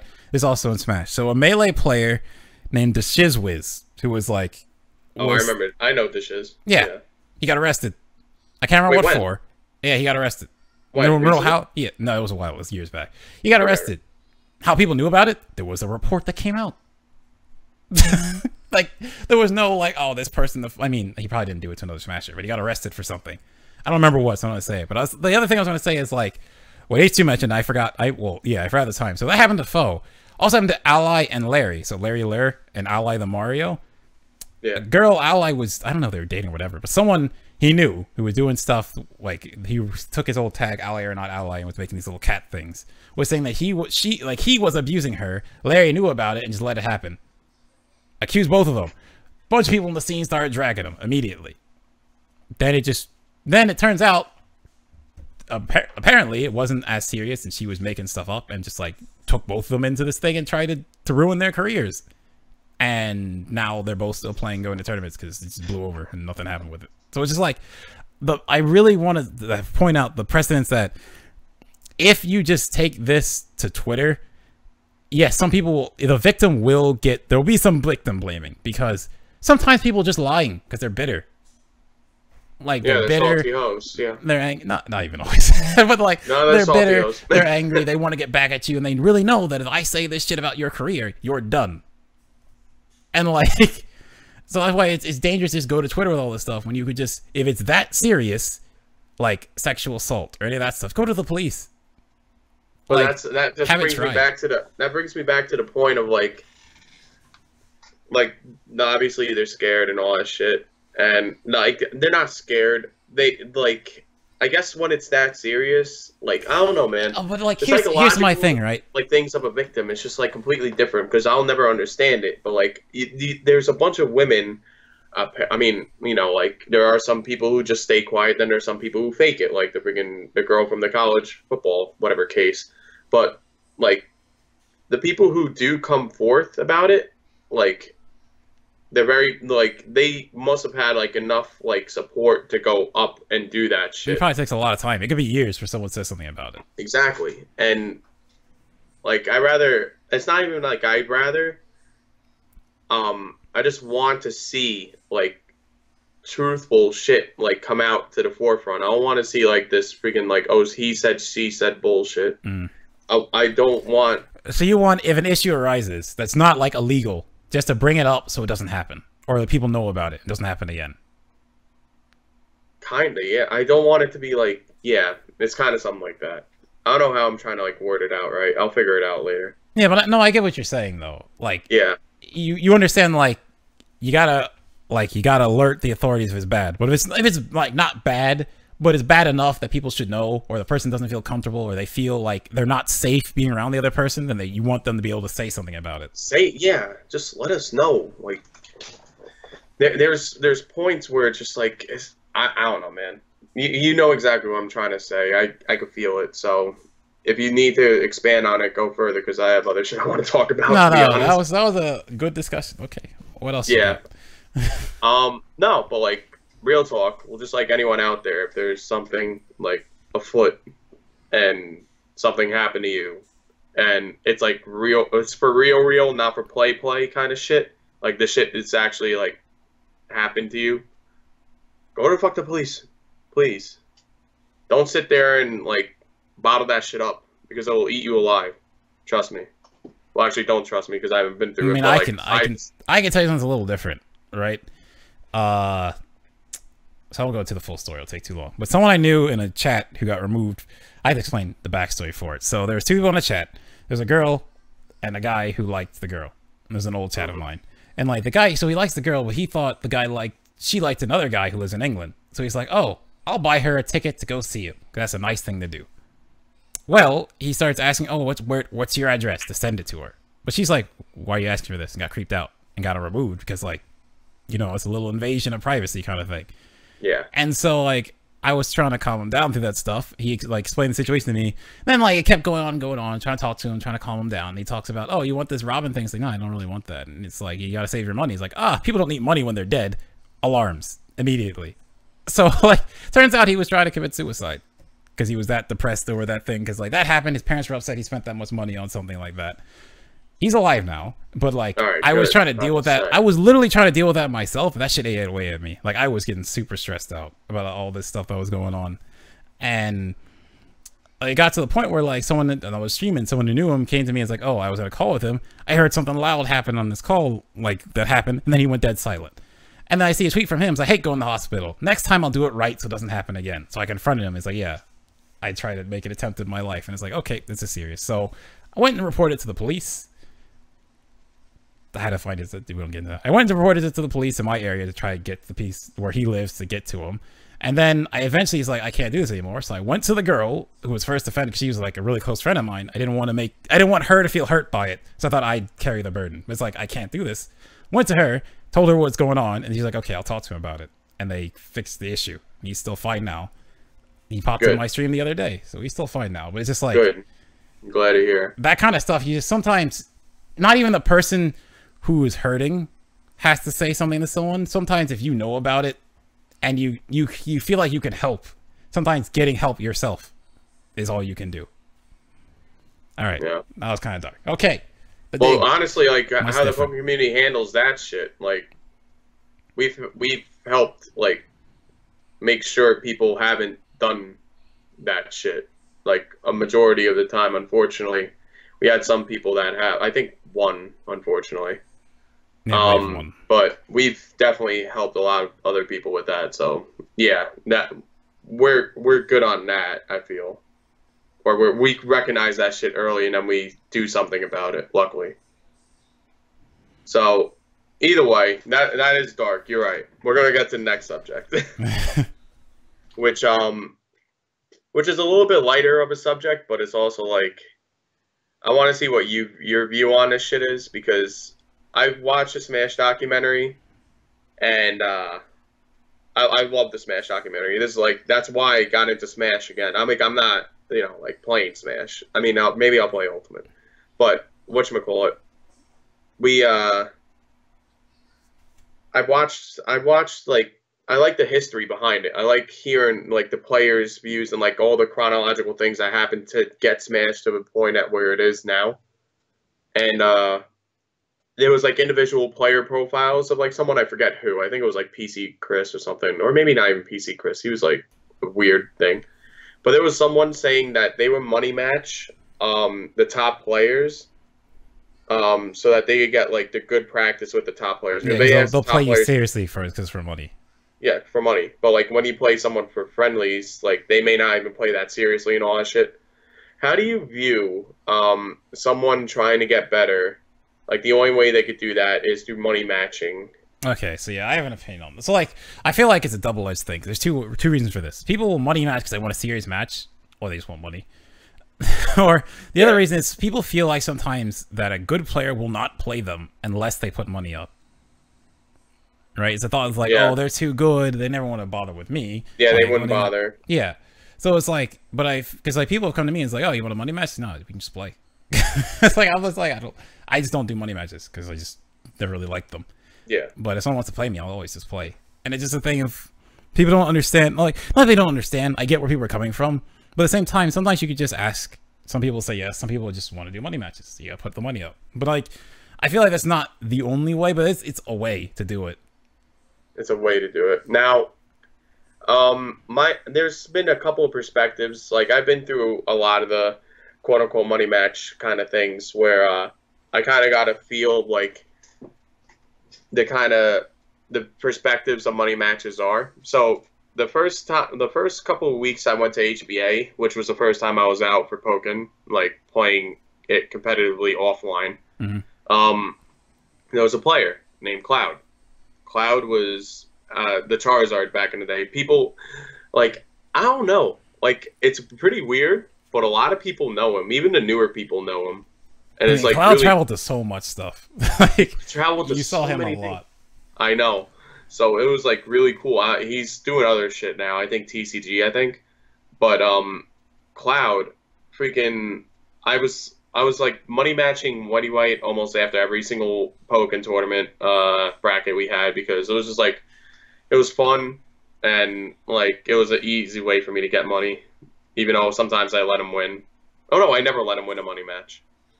Yeah, I never let him win a money match. Um, and then at one time I asked Cloud, "Do you want a money match?" He was like, "Hell nah." I was like, "Wait, what's the matter? You don't think you could beat me?" He's like, "Nah, it's just like I only take money matches that I know I can win. I will never take it against someone who can beat me." I was like, "That's an interesting way of looking at it." I viewed it as just like playing competitively and like, but not in a bracket. We're just Yeah, playing like that's super why people hardcore. like some of my friends who are like, "Oh, you should do it," because like the way they explain to me is like a money match is there you're playing with something on the line, so it's preparing you for bracket because like you're gonna get used to the bracket anxiety because you're playing for something, you're not just playing. Hmm. So like you have Yeah, it's like a must-win situation kind of thing. That's why like they say, "Oh, just take $5, do it, and see what happens." yeah, they know it. That's a good way of looking at the money matches at that level. Um, there was that perspective which I kind of put into like my psyche of like, oh, this is definitely a way of looking at money matches. And then I start doing like as I start doing like these big money matches, like the $100 one versus Slip, there was a $200 one against Chin Tracks. There was a 250 one against Ben 10. All of them I lost, but that's freaking here and there. Um, I feel like the biggest problem that I have with money matches is that You like, put too much money on them. oh no, that's that I know exactly how much I put up, but whatchamacallit, I feel like the problem with my money matches is like I'm playing for more of like pride, and they're playing for the money, and I just don't. I want to have like an equally competitive, like not high stakes match, but like I just want to like have a we're going all out at each other like Yeah, there's something matches. on the line. Where there's something, no, not even anything on the line. I just want to like when I'm playing friendlies with someone, like I'll go all out if you go all out. Like if you start going all out on me, I will go all out on you, and that's what I'd rather have.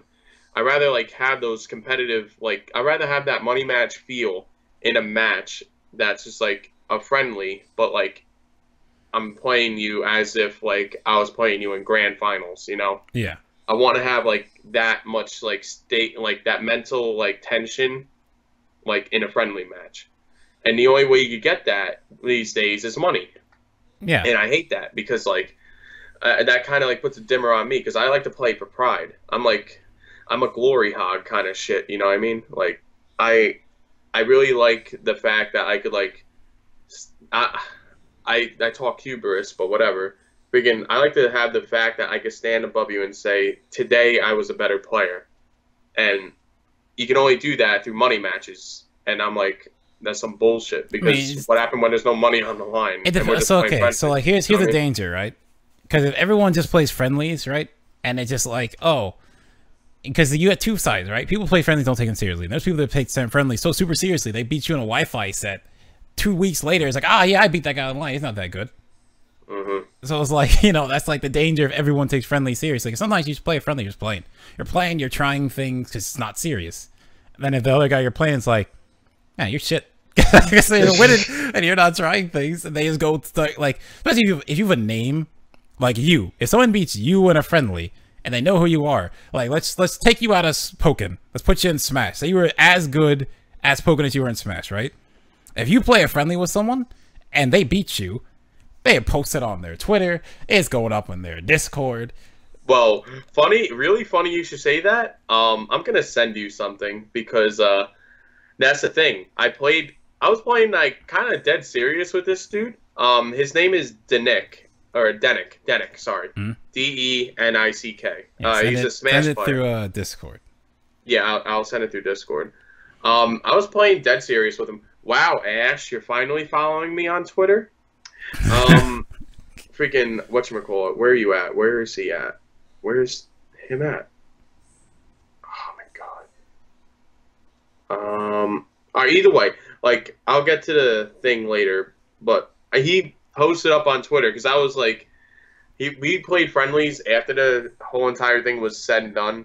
I played him in bracket with my Garchomp because it was funny.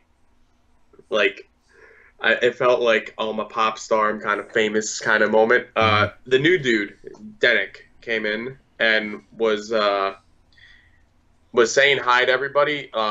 And he was like,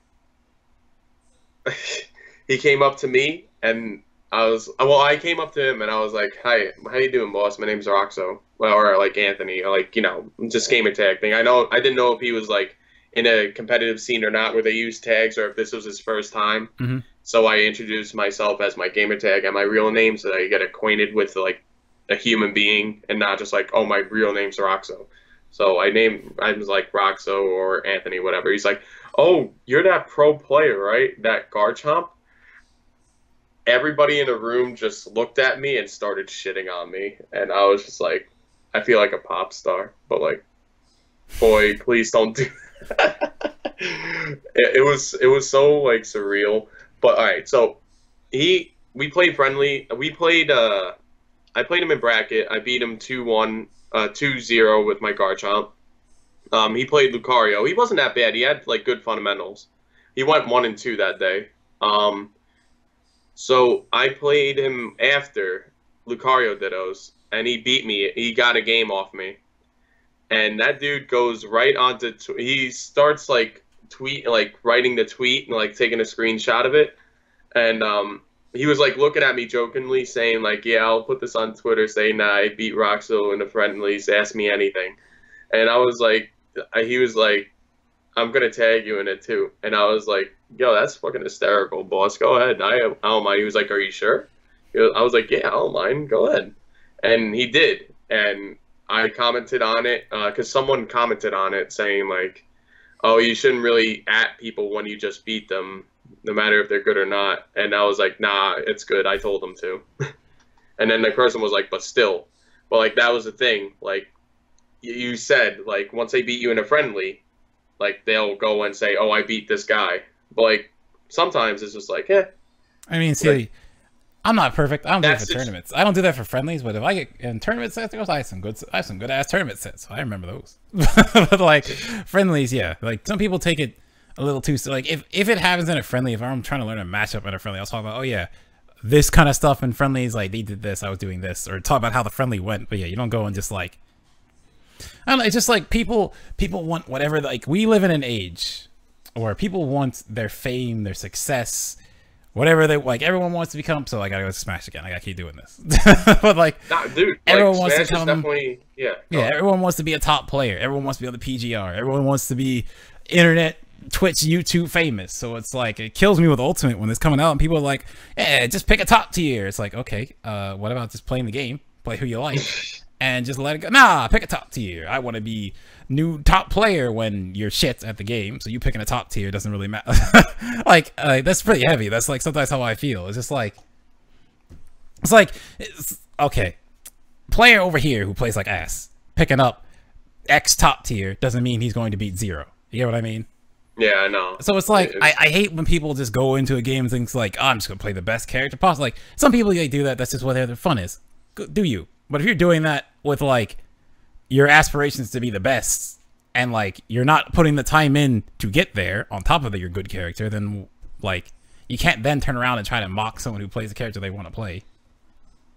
Like, yeah, that part gets me. So it's just like, it's a time where any little thing they can, like, people can do to like rise up and become famous and all that stuff, a lot of people just do it because they just want their time in the sun. They want to become the next top player, the next or whatever. Yeah, they listen, like esports. Well, esports itself is growing, whether we like to think it is or not, because we're in the FGC, where we're kind of are and then are not. You know, both Smash and Pokken, we both are kind of not and are. Let's be real. They both are. It's just people don't want to accept it. Yeah. So the fact that like esports is growing, like they all want to get to that point where, like you said, they are the ninjas, they are the Zero, they are the Mewtwo King, Hungry Box, Armada, Mango. Like they want that shit, and like any kind of 15-minute any 15 seconds of fame or whatever that they get a chance to like publicly say like, look at me now, like they will. And sometimes it's obnoxious and sometimes it's well deserved, you know? That's how I don't know. I don't really view like the people who say shit like that in friendlies. Like, if they beat someone in friendlies, like, cool, you could say that. It don't matter because it's friendlies. Yeah, it does, I just Like, think in levels, right? It doesn't matter in Pokken because, like, you know, it's gonna be a couple people. Most people know who everyone is. No one's gonna do that. But then, like, if you're like, let's just use Nairo. If you're Nairo, just like playing a friendly with a dude, and like you just play some friendlies. I mean, I doubt Nairo would lose anyway. But say you lose to like 5 people, all of them just tweet it out, just get their names out there and tag them and stuff. It's gotta be annoying. Or it's like, I'm pretty sure even on his, like, I didn't tell you, I just stream. I stream versus people, and some of these people, they just lag. So the start of Smash, I'll just stream with these people are lagging, and I'll just try to play. And then they win is like, who gains, man, all caps, so like being all excited about beating me. I can't believe I won. It's like, oh, I'm just gonna stay quiet. Go next game. It's just like, you know, people take it a little too seriously, where it's just like, you gotta understand the levels of what's going on. Well, then at that point, like, that's when the personality comes out, and they're just like, see me in bracket. Like, literally, that's what it is. Like, yeah, but like, you can't do that. So that's the other thing. Well, that's you can't do that to like everyone, because some of these people will never go to a tournament. They just, the Wi-Fi is their life. If they beat you on Wi-Fi, they're better than you. Like, I mean, we all know the truth about that, though. Even the Smash community, I feel like, knows the truth. Like, until you go. Oh, they know the truth. They don't care. They don't care. They play Wi-Fi. Okay. Right, then that's the difference. This is happening in Pokken. There was a. I don't remember his name, so I can't even say it. But there was one person I remember in the Discord all the time. Do you remember the character? Do you remember what character? I think Shadow Mewtwo to Decidueye. But either way. Oscars? No. And Jay Nero? No, it's not Jay. Okay. It was someone who I know had issues with Jay. Anyway. But like this person was like all around all the time. He'd only play Wi-Fi and he lagged. But he would always talk about his Wi-Fi wins. All the damn time. In the Discord, in streams. But whenever you play him, he's lagging. Man, I'm trying to think. But he would always do it. No, we don't have to bring up a name. But like, no, I like bringing up names. But he would always do it. And it's just like, man, no one gives a fuck. I'm sorry, it's like I don't want to be that guy, but like, just play the game. Like, it's okay, but you don't have to. You don't have to sit here and just like, I beat you with a friendly. Then what if that does? Don't want to play you again. Play the next person. Oh my god, yo, that's hysterical and true. It's true. No, I can't bring up his name, so I literally don't know it. It's not Oscars. I just don't remember who it was. I don't remember his name. I remember him because every time in Discord he's the same icon. That's what I remember. But otherwise, I don't remember. I saw his name in chat, I remember. But I haven't seen him in ages. Alright. It's also the thing, okay, here's the other part, right? This happened to me. Like, the same thing with those players just playing. If they lose a match on For Glory or whatever, best believe there's a YouTube video the next day. Look how I beat Nairo. XD. Of course. Yeah. Like, someone asked me to play for a video. It's like, okay, I'll play with you. That boy's internet sucked. It's like, I can't play in this. I told him, like, hey, can you not upload this? They were lagging. We'll play again, and we'll do it. We played again. His connection was much better. I was kicking his ass because like I could actually play. And then I lost one game. Guess which video went up on YouTube? Yeah. Come on, man. And then he's prancing around on his comments like, oh, people were like, I didn't think it was McDareth till I saw the end. Hey, good games, man. Talking about like all this stuff. I saw someone else put up videos of me again, put up a win, and it's like, or Falco does put up his win, and he was like. And that same dude comes in the comments and it's like, oh, I played McDareth too and beat him. We should play sometime. Then he DM me again, hey, you want to play some games? I just didn't respond. Like, nope, we're not doing this again. You're right. All right, man. You got it. You got that. Because you are right. There are people like that out there. There are people who take friendlies seriously. There are people who take money matches less seriously than friendlies. There are people who do that, and then there's people like what you got. It just happens. Like, sometimes I'll just go through and, like, just randomly just scroll. Some people are nice, and they're like, yeah, I'm just gonna wish up stuff, and, like I'm gonna put up some cool content. Like, people play me, they lose, they put it up. It's just like, they're so excited to play me in a cool match, they put it up. That's cool. People put up wins, and it's like, well, it's what it is. It's like, thing is, like, the danger of only uploading wins is, I don't want to out the person because I think he's a cool dude, but I just heard this on that podcast. So someone in Smash in the past, in like Brawl, would only upload their wins. So people in Japan would only see the wins. Like, this guy's so good. Came over and like he it's only his wins. It's like that's a danger if you only put up your wins. Your community thinks you're better than you are. And there was a thing in Smash with like YouTubers. People thought YouTubers were better than they were. I was like, no, some of them are good, but like not all of them are good. Yeah. They just like, you know, combo video. You put up your cool stuff. It's that guy on For Glory you can't play. Yeah. So it's just like, yeah, it just happens. So, abruptly stopping this topic only because I think we said about just about everything that needs to be said on it. Like we've explored all the different like scenarios. We've explored all the perspectives. I feel. Would you say that we did or not? Yeah, I feel like. Now we go into a little bit of like player personal things where it's not like it's just what your opinions on it. Okay. Let me go to the tweet because let me go read it word for word. I'll probably send it to you too. So that do you have anything that you could like post it up or on a stream itself? It's just a tweet, if anything. I'll have to rig it, but I'll get some. I mean, if you don't, then that's fine. Yeah, I'll just read it. I'll get something for next time. Just I didn't know what to do for this time. Okay, so this is I'm gonna read the tweet. Y'all are gonna know who it is instantly, and then I want to hear your thoughts on it, and I'll say my thoughts. All right. So after SCR, I thought long and hard about my future with Pokken, and I'm now deciding to take a long-deserved break. You can peep my last tweet as I go into why I'm taking this action and how I express my feelings. Sorry to anyone I disappoint. I'll still be working on the community.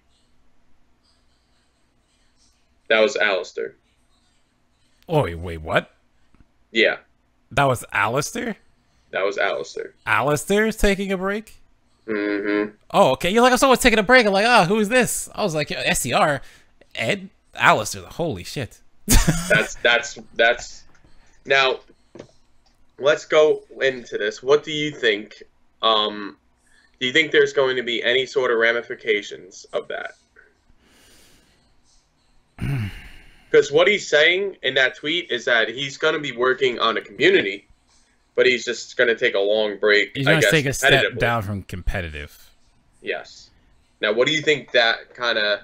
Do you think that there's going to be backlash? Do you think there's going to be a rise in other people trying to be, like, the competitive figure for Pokken? Because... Competitive popular figure for Pokken. Because they're obviously...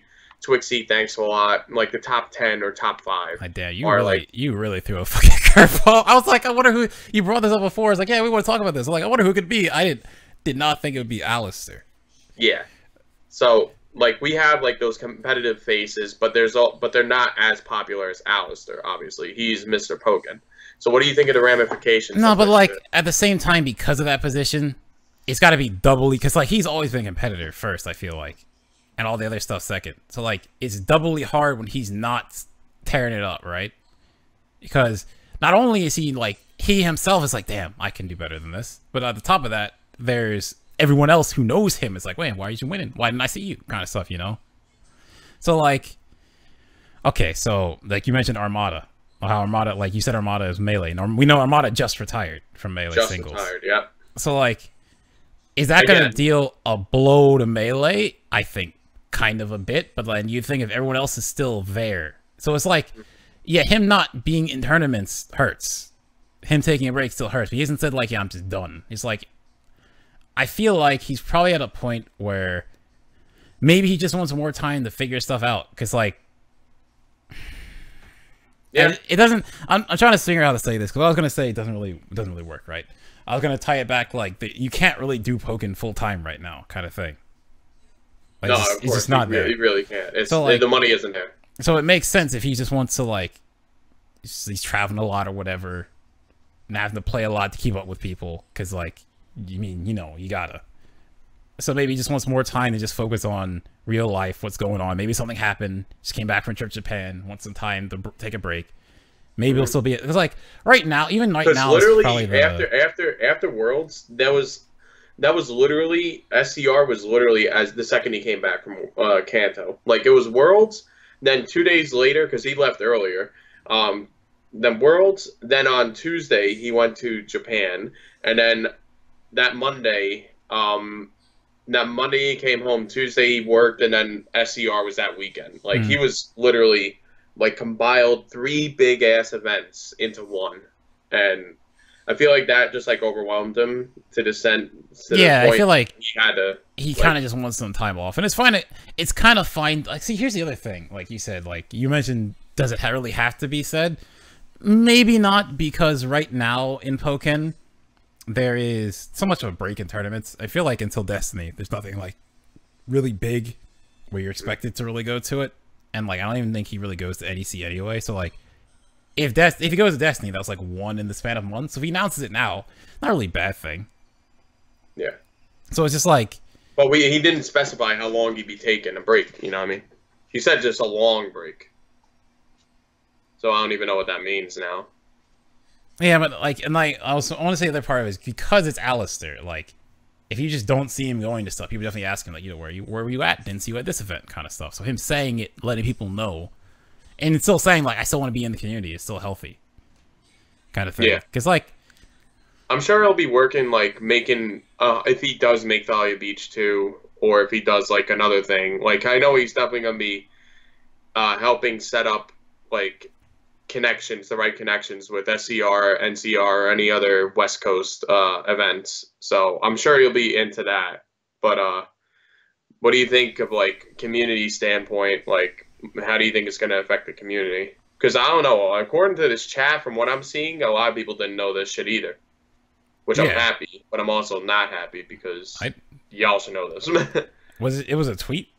It was a tweet right after SCR. Literally Yeah. didn't see this. I saw Alistair's normal tweets, thought everything was fine. Yeah. He posted that, and I was like, damn. Like, we talked about it for a while, like, because he's, like, one of my good friends in Pokken, so we talked about it for a little bit. I didn't know he'd go public with it right after SCR. I thought he was going to wait until after Destiny.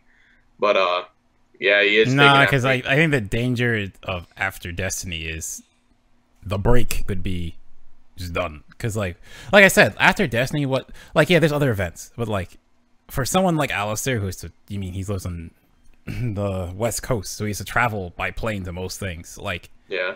what is there that's close enough? You know, like he's on a team, but even like as someone who's been on a team, which his team's probably better anyway, but someone who's been on a team, even you can probably say this, when you have to ask for money to go somewhere, you don't want to ask for like every single event. You kind of plan it out. Yeah, exactly.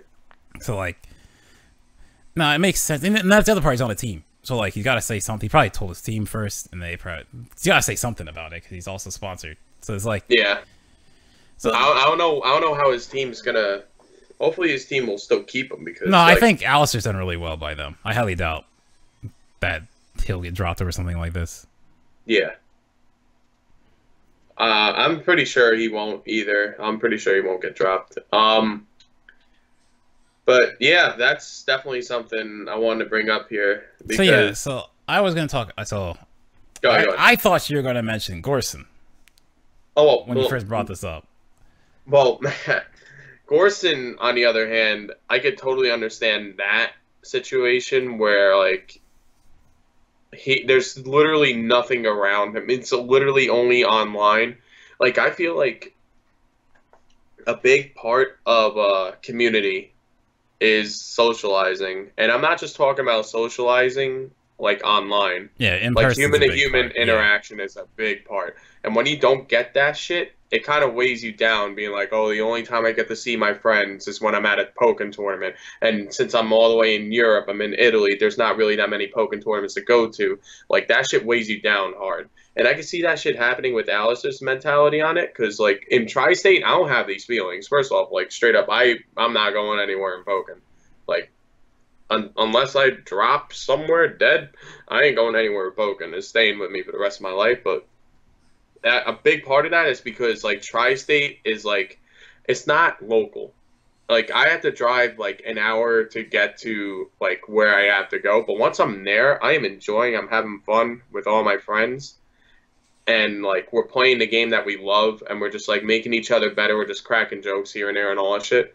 And I think that kind of social interaction is so important to, like, someone's development, like, and continuation of staying in Pokken. See, Because if we don't have that since shit, it's, since like it's if real you're just talk, Wi-Fi, then it's OD. yeah, since it's real talk, I won't lie to you. There's been I won't say many. There's been a couple times I thought about I might just stop. Fuck this. I might just stop.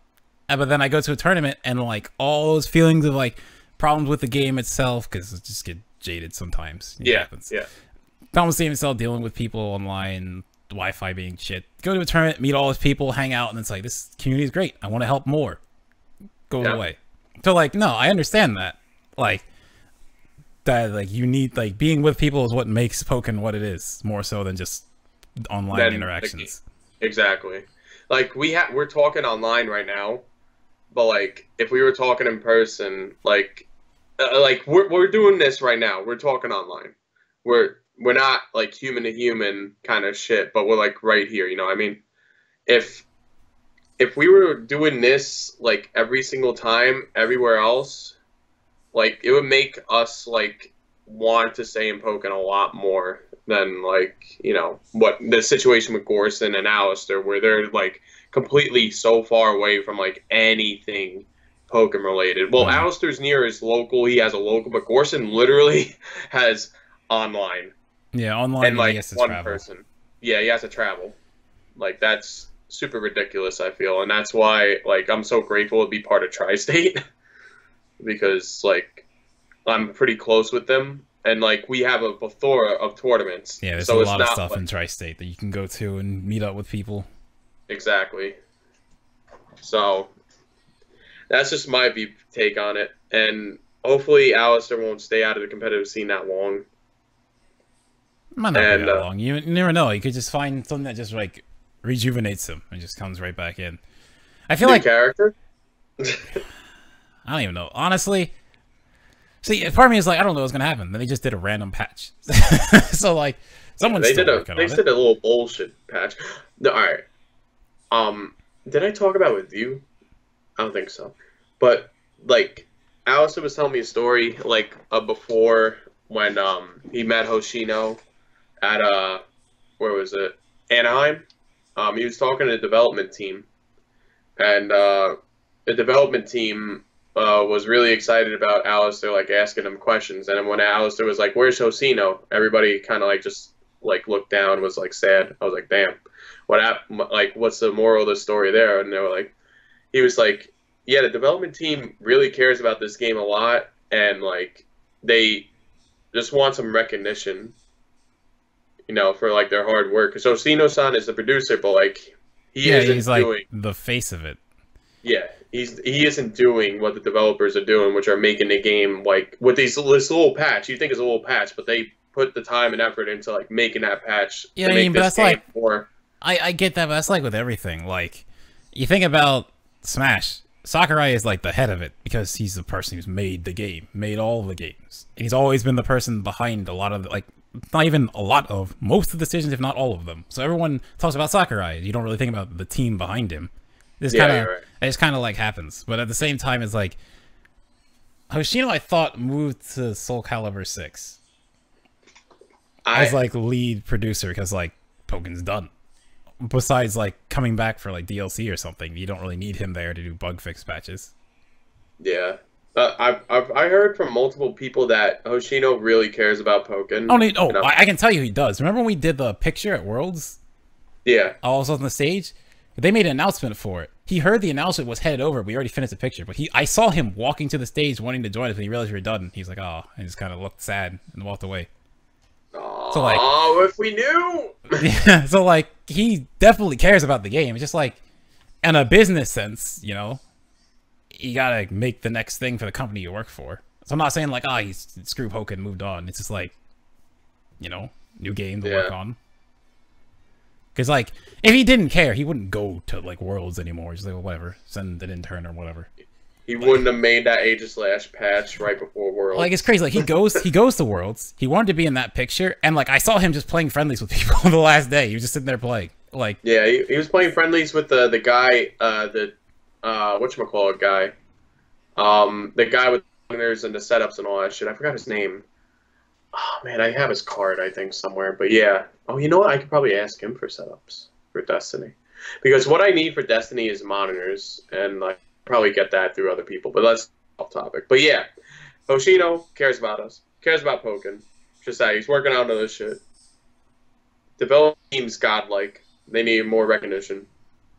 And yeah, I don't know where I was going with that. No, but I get your point. It's like they want to be more in the front, but it's like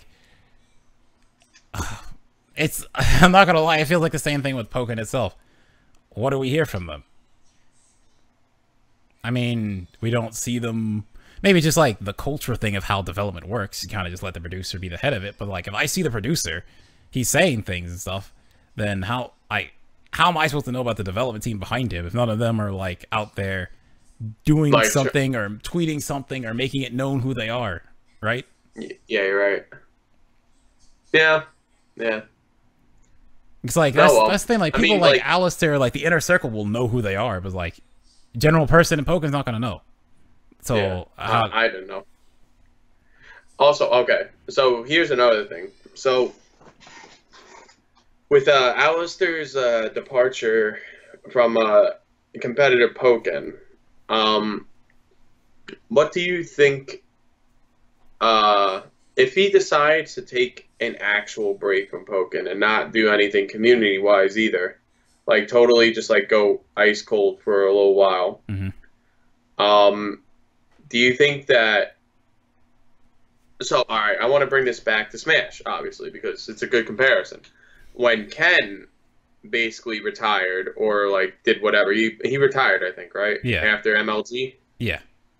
When he retired, everybody was like, "Who's gonna be the new face? Who's the new #1 player for Smash and all that shit?" And they wanted it to be PC Chris. I remember back in the day. Or I remember from the documentary, and it ended up being Mewtwo King. And nobody chilling, I know that, freaking didn't want him to be this thing because he was like a geek. He didn't look like the part for it. He wanted Smash to come across as cool, like PC Chris. And then you get Mewtwo King, which is complete opposite of that. But it ended up being better. Is Alistair PC Chris, and thanks for a lot, Mewtwo King? No. So first off, it's fine. Only joke. The only person I'll ever compare PC Chris to is Maverick, because Maverick within a span of 3 months took out the #1 player in Pokken at the time, Twixie. Like, who else can say they did that? But he didn't win Major, but he still did that. He took out me, he took out Euclase, he took out freaking Kamon, he took out... I mean, but Mewtwo King's story wasn't one of I came in, I was great. He came in and just lost. He was ass, yeah. But Maverick he lost his first tournament, and then from there on, he got 9th, he got 4th, he got 2nd, he got 7th, all that. He got good results. But like, that's besides the point. I'm trying to be... Tangent real fast, though. Yeah, tangent real fast. Tangent real fast off. Oh, go ahead. That's a storyline, but how would anyone know about it? All right. Well, see what I mean? That shit? Like, how do we I didn't even know that. I'm from Tri-State. I didn't know that. Like, yeah. Because like, how would someone know about that? Like, that's a sick storyline. That if I knew that at Castelia, we could have hyped that kind of stuff up. But it's just like no one knows. Yeah. No one knows. I think we need to create storylines. It's not like I don't think we need to create storylines. They exist. You just need to have content so they're out there. You're right. We need to make like it publicly known, like what a player does, and like, well, that's the thing, man. Like at the very beginning of like me versus Twixie, I beat him 4 times. That was a 4-0. Like, that dude couldn't beat me. And H2 did a good job of, at Thalia Beach, saying, oh, Rokso is Twixie's bracket demon. And, like, he has never beaten Rokso and all that stuff. And then, like, final round happened. And then, like, I wasn't in the right state of mind since Frosty Frostings after that. And I was like, I was so down. And I was still down at that moment in final round where he beat me. And I was just like, this doesn't even seem like, you know, you won. It just seems like I lost kind of shit. I don't know. It didn't feel like he finally overcame his bracket demon. But I haven't been able to beat him since, and like, so that just says a lot about me on that part. Well, after final round, I was in my slump, and then what happened? Battle for Castelia happened, and I hated Aegislash, and he knew that, so he picked Aegislash. And then what happened there, McDareth? Oh yeah, the part where you like, because I've heard commentators. I told you before. I told you before. What did I tell you? Yeah, that you didn't want to shake his hand because you knew that he knew that you hated that character, so him picking against you, you thought he was like just coming at you. And I didn't shake his hand. I refused to shake his hand. I remember because that. I don't. At the time. Yeah. But it's just like that's another line that like I didn't know about the slump or other stuff. But it's like if people know that, then that moment is bigger. It's like okay, Capcom Cup, Nemo and I think it's Nemo and Storm Kubo. Nemo, they don't like each other. Nemo beats him. Nemo gets up, holds out his hand, and just stands there and waits for him to shake his hand after winning. And it's a giant moment that people know about how important that is because the commentators said it because they know it's a storyline that can happen. Yeah. I know that. I didn't know anything about, like, I watched Street Fighter. I didn't know any their deep personal interest, like, relating these two players. But, like, it happened, and that was this big thing. It happened again at Tokyo Game Show. Nemo won, popped off, stood up, put his hand out, and waited. And just, like, it's a big thing because of that. Wolf Crone Kraber. Commentators know it and say it. So, like, when it happened at, what a tournament was. I can't remember the tournament that happened. Alright, so it first happened. It happened. No, K-Brett got in Wolf Crone's face after winning. That was fun. Final round. Yeah, that was hilarious. Giant crowd behind them. Final round, pushed it up. That was hilarious. Yep. Then E-League, people got upset because they brought a cop. It's a TV show. They're gonna play it up, so they brought a cop there to just play it up. And people got upset over that. Like, come on. Now, I'm reading in the chat. Mutators thing is getting storylines out there is a job for commentators, but the quality of the Pokken commentator is lacking outside of a select few. Burnside being the best at this. That's true. Listen, I'm not. It is big for the commentators, but it's like also the fact of what I said is based on games that have years of experience. So like these people have been following these players for years, so it's way easier to know these kind of things, right? But like what I'm saying is more of the inner relationships between player to player. Like I didn't know Rokso and Twixie had a beef until Rokso told me. He's like, yeah, I just didn't. Called him his bitch. I was just winning, and then I was losing. Then the Aegislash thing happened, so I saw that happen. It's like, oh shit, that like this is a big thing. And like, so we talked about it. I feel like people need to. Well, it's not even a matter of doing the research. It's just a matter of like them just knowing, because I know a lot. Like as like a competitor, I know when like people like how much it means to get this W or not, or how much like, because like I know like the personal records, I keep a mental note of it. Like Oreo has never beaten Twixie. He's played him I think 3 times total, twice in regionals, and then once in regionals and then twice in majors, and he hasn't beaten him yet. I know that freaking what was his name? White Chocolate making that insane run at NA Internets, beating Maverick, beating freaking... Who else did he beat? He beat some good-ass people. He beat Momo. Like, oh, yeah, in the Ditto. That was really big. Yeah. That was a really big thing, but, like, nothing came about it. Like, there was no storyline. There's hardly any storylines because I guess either Pokken commentators or the Pokken people just don't recognize like how big a thing is. So, like Shadowcat beating Shadowcat beating Twixie to get into top 8, that was huge. That was huge. And they brought that over to the next day, especially when he beat Alistair. Mutator beating Twixie, that was huge. That was really huge. Like, that storyline of Twixie being #1 and then not doing it at NA Internets was a huge storyline. And, like, the player, like, we only were focusing on Twixie, like, after. We weren't focusing on Mutator or Shadowcat after that thing and trying to create a storyline for them. And... yeah, because I feel like we talked about the last time we did this, the storyline, a lot of it has been the, like, Twixie slip has been a lot of the current storyline is what most people see when you go to an event, is those two. So, like, that's a lot we've been talking about. So I agree with you that there's times, like, Shadowcat thing especially was big. Like, I think the Fahrenheit after that, we talked about that. Because that was, like, kind of ridiculous. Yeah. This person just showed up to this tournament and just, like, did that well when like first really large event ever, and it's like the Wi-Fi warrior rises. Yep. So like there are some commentators that try to do that, but I don't know if they exactly like know the exact history behind it, because I seen like Shippo, like I see people like give out false info, you know what I mean?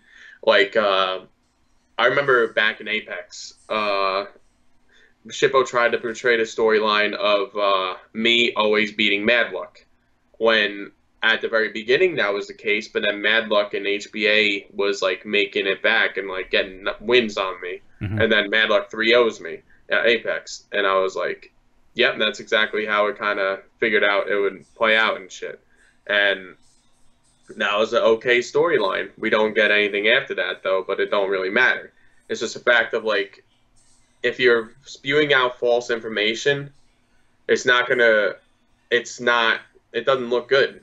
You know what I mean? Like, you need to know your facts before you start spewing out shit, because it just makes you look stupid, you know? Yeah, okay. So then I think think it's a two-way street then. So I think, because like, I feel like, yes, when it comes to commentary, a lot of stuff I reference, I only know because a commentator said it, right? So like, yes, having commentators who will go out and do that stuff is important. I mean, Pokken commentary itself is a discussion. I mean, I think it's way better now, but it's a discussion we probably it's a lot we could have for a very long time with how it used to be. But like, listen, after tri-state whitey white phases that we've had, I could tell you it's a lot better at this point. What I was gonna say, like, I still feel like as a scene, right, stuff like Fahrenheit, like this, it's good to have stuff like this that exists to get it out there for people to want to talk about it, right? Not even one, like, people can hear it and it's like, okay, that's a cool thing. I can, like, D1 told us he listened to Fahrenheit and the thing we did last time before Worlds, because, like, it got him into, like, got him back, like, get him in the mood to commentate Worlds and get a pulse on how the scene is and all that stuff. Because, like, not everyone is going to pay attention to everything. It's really hard. So, like, it's really hard. I'm not expecting that, you know what I mean? Having content in some form, even just, like, because here's the other thing, like, players could just stream. And, like, if a player streams and they have a problem with someone and they're like, that'd be like, yeah, he's a nice guy. Like, you just say, like, nah, I have an issue with him. Like, whatever. Small thing. You don't even have to say it's on him. Someone brings up his name, you just, you know, it's just like, people can get that interaction, that kind of thing of, like, getting to know them better. But I feel like, at least now, people don't do it. And it's like, you know, it's so far in at this point. And so this will always be my concern. And, like, when we talk about people not playing anymore, when Ultimate comes out, there are people in Pokken now where Pokken is their holdover game till Ultimate. Like, that'll be an NEC. Like, people, like, PM was dying when Smash 4 came out, I'd be like, oh, I'm so surprised. No, I played PM. I played it until Smash 4 came out, because I was playing PM. It's like, for people, it's just like, they're always going to be a holdover to the next thing. So I think, like, if you want Pokken to grow, you got to do stuff now. Because when Ultimate hits and once people buy a Switch, people be like, what's this? What other games can I get? And it's like, oh, Pokken's right here. I could get this and play this too. Maybe people play it now before Ultimate, and they'll get in. Maybe they'll stay with it. Like, you gotta do something now, because like I feel like if we wait till after, it's too late. Yeah. I have nothing else to say on that one. Yeah, you're right. So, do you really think that like NEC coming out, Ultimate coming out, like by the time NEC hits, you think that like some people will just like transition out of Pokken into Ultimate? Yeah, I think some people will. Do you think that some people will transition from Smash Ultimate into Pokken? I think very less. Very less. Yeah, I think less. But I think it can still happen if they see the game and it's like, oh, I have a Switch now. The game was kind of cool. Maybe I'll play it. So like, you gotta. Stuff has to be there so those people can see it and be like, okay, maybe I want to see, like, maybe I want to get into this. Maybe like, is it like people see Pokken, it's like, oh, this is so cool. I'm really enjoying it. It's so sick. And like before, it was on a Wii U. No one has a fucking Wii. No one had a Wii U. Like, come on. Like, it's so funny looking back that like the two most popular Smash games are on the two worst selling Nintendo consoles at the time.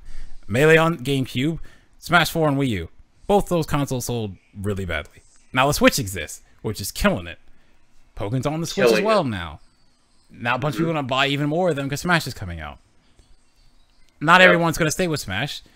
they might see like, what other game can I pick up? And it's like, oh, I could go over and this Pokken game exists. I like Pokemon. Let me try this. You know, like, but when they do that, what's there? You know, that's what I'm talking about. And I think in my own case, I haven't done as well as I could have with this, which is like fair enough. But like, even still, it's like a one-man show. There's a ton of us. We can all work together to come up with something to like make it, you know. So if people want to get into Pokken, there's something there, because like it's still the issue. If you're looking, you won't find Pokken unless you were looking for it. Whereas the like, oh, I didn't know this existed. Let me drift over here. Oh, this looks kind of cool. I'll stick around. Yeah. Alright. Yeah, you're right.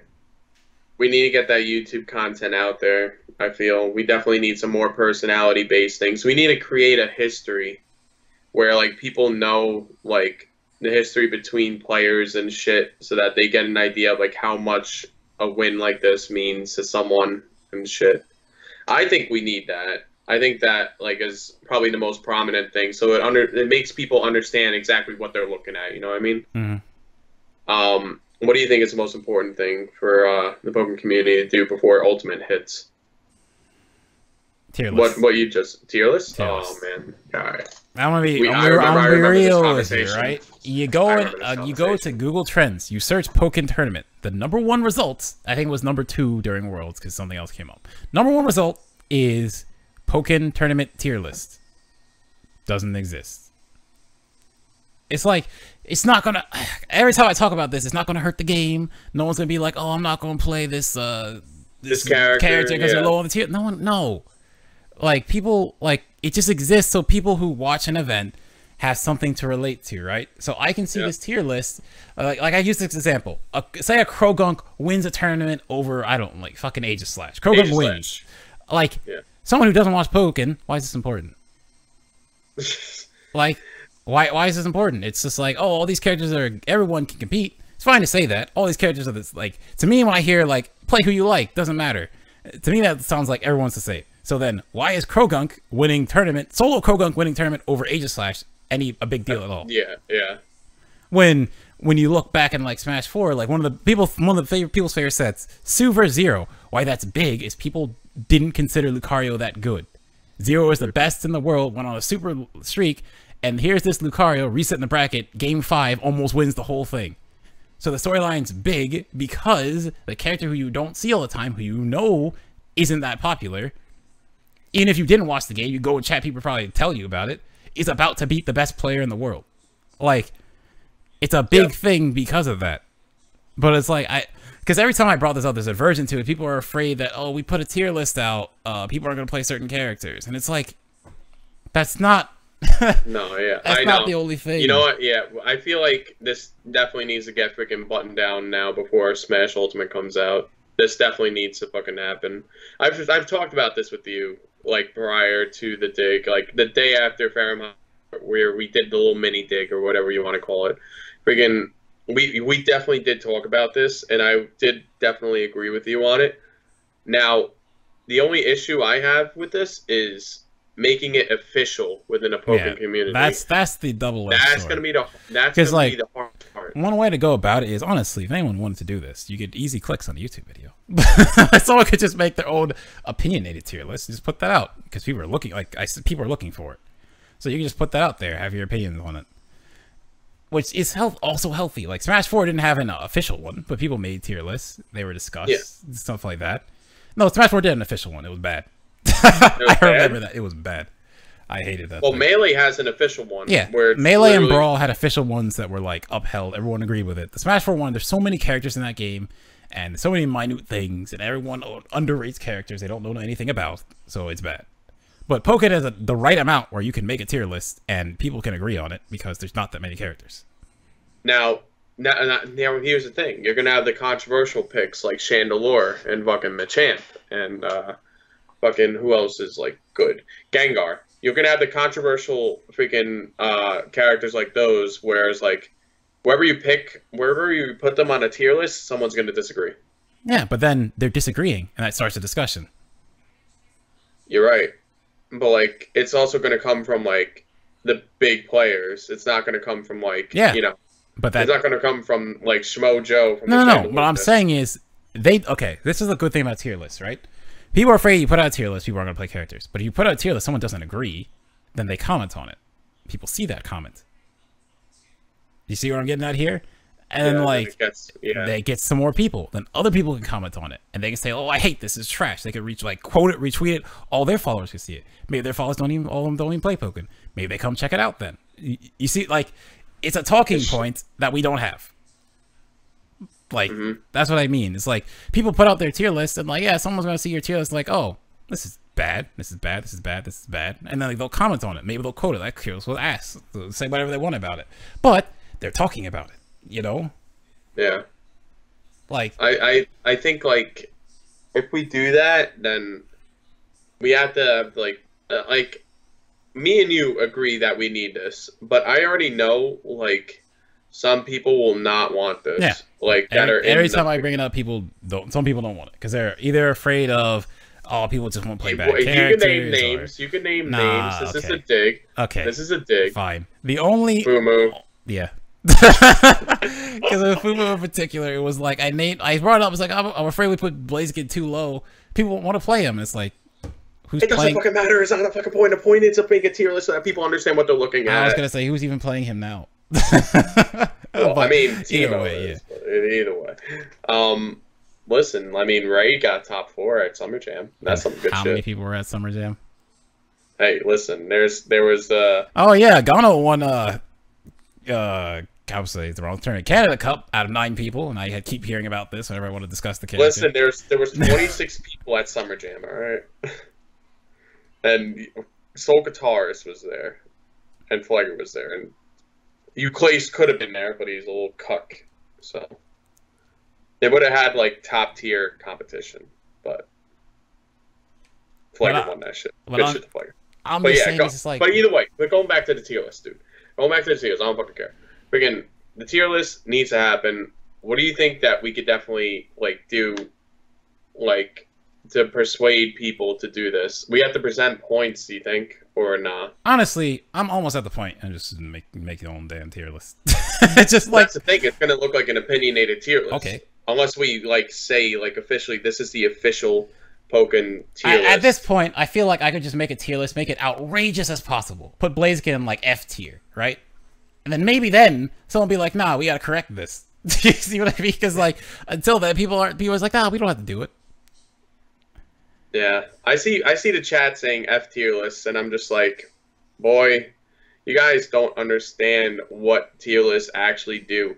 Alright, for example, in Melee, you see fucking Fox, Falco, Marth, Peach, and who's the 5th one? There's a 5th one, Puff, as the top 5 characters in that game. How many characters in Melee again? Like 25 or 26? Oh, McDareth, you know? I don't know. I don't know. You see those characters, and then you see, like, and Captain Falcon, I think, is number 6. And this is, like, the point of that tier list is to show, like, these characters win tournaments, and these are the only characters that win tournaments. This is 10 years of Melee experience going into it, saying that these are the only characters that, if played at the highest level, are going to win tournaments. Then you have the next tier list, which is Samus, Pikachu, Yoshi. There was another one, I forgot who. But, like, you see those characters, and you're like, why aren't those characters winning tournaments? And then it creates a discussion. And it's just like, tier lists are so important so that when you see Tempo Axe finally beat one of the gods and takes his first major, super major, fucking whatever, when that happens, if that happens, or if it never happens, the point of that tier list being made was to show that it takes a lot. Yeah, show, like, how important it is that he won over this person. I mean, it's also up to the commentators to tell you that, but, like, if you're just in a stream for the first time, you're watching 2 things on screen, every commentator's not going to think about, oh, there might be new people here, right? They might just be talking about the match. You could come in at the middle of a match after it's already been said. And someone asks, like, oh, because I see this a lot in, like, just matches, or people just ask me this. Who are the best characters? People just want to know. There's nothing wrong with, like, saying, okay, these characters are better than these ones. Because, like, it's not like it's a secret. You see the same characters winning. like, like. I know. So you just say it. You tell them this is the thing. No one's gonna sit here like, oh man, like, guess I can't play in my Blaziken anymore. It's like, no. If they really want to play him, they're just gonna play him. Yeah. And every time that person who likes Blaziken, when they see a Blaziken, they'll be more excited. Because, like, okay, there's a Blaziken doing something. I want to see what this person is doing because I get this character. I just use Blaziken, whatever. This character might have a little tougher time than someone else. Like, that's what I'm saying. Like, it's not as bad. It's, like, I feel like it's definitely prominent. Like, a definite issue that we need to, like, fucking do. Because, you know what? Like... So, okay, I want to say something. I want to say something else based on stuff in chat. People are like, if it's tier list, is like saying if you want to win, pick these characters. Want to like lose, pick these. It's literally the opposite. Because some people just imagine that everyone looks at a tier list and only picks top tier. There are literally people who look at a tier list and say, I don't want to play top tier. I want to play mid or low. I want to prove myself I can win. It goes both ways, not just a one-way street of, oh, here's a tier list, only pick best characters, screw everyone else. Like, some people will literally pick a character who's lower because they're lower. Like, it goes both ways. I feel like people worry too much about people only caring about top tier. Yeah, and I don't think that like us telling them the official tier list will deter them from even playing the game competitively, because they'll give some people the drive to be like, yo, fuck you. I think Blaziken's the best character in the game. I'm going to show you why. Yeah, and then, some people like literally that. You don't understand that many times I've seen a matchup chart in Smash 4 that has Falco at like 40-60 versus a character I know he's nowhere near that bad against. And to me, it's not like, well, damn, guess I will pick a different... No, it's like, okay, play me. I want to prove it to you. I want to prove you wrong. Like, that kind of stuff. Like, there's a difference there between a tier list of something existing and someone being like, oh, I just won't bother anymore. And being like, okay, this is fire for me to do better because I want to show you that you're wrong. Mm-hmm. So, I think we need to do that. All right, everybody in the chat, freaking go over... Just at Fumu. No. I'm joking. But we definitely need to bring it up to just the people in general of the Pokken community, like the Reddit Pokken Discord. We need to bring it up to the mods and the people of Pokken Arena, and sit down here and talk about it. Like we need to weigh the pros and cons, which I see more pros than cons, to be honest. That we definitely need to put this out there. Yeah, right before it's Ultimate, because if Ultimate comes out, we don't have a tier list. We still don't have anything that we discussed going on, like YouTube videos, content going out like that, like anything to freaking entice people to stay with Pokken before Ultimate comes out. It'll be rough. I'm not saying that we're gonna cease to exist. Not even close. We're still gonna be here. It's just gonna be rough. That's all I'm gonna say. So the thing is, with Ultimate, see, there's a fear, I feel like, in Pokemon with Ultimate that it's going to kill the game. But honestly, if Pokemon puts itself in the right position, Ultimate can be a boon for the game, because then all these events have to have switches, because they're going to want to run Smash. They got switches. Oh, look, we could run Pokken too, maybe. Now, I had a theory on that a while back with Ultimate. So, my fear is that when Ultimate drops, I fear that the big name tournaments will stop hosting Pokken. Now, let me go back. Why do you think they'll stop hosting Pokken? Now, this is very delved into the freaking deepest, darkest fabrics of my mind of how I even got to this conclusion. But hear me out. So, you go to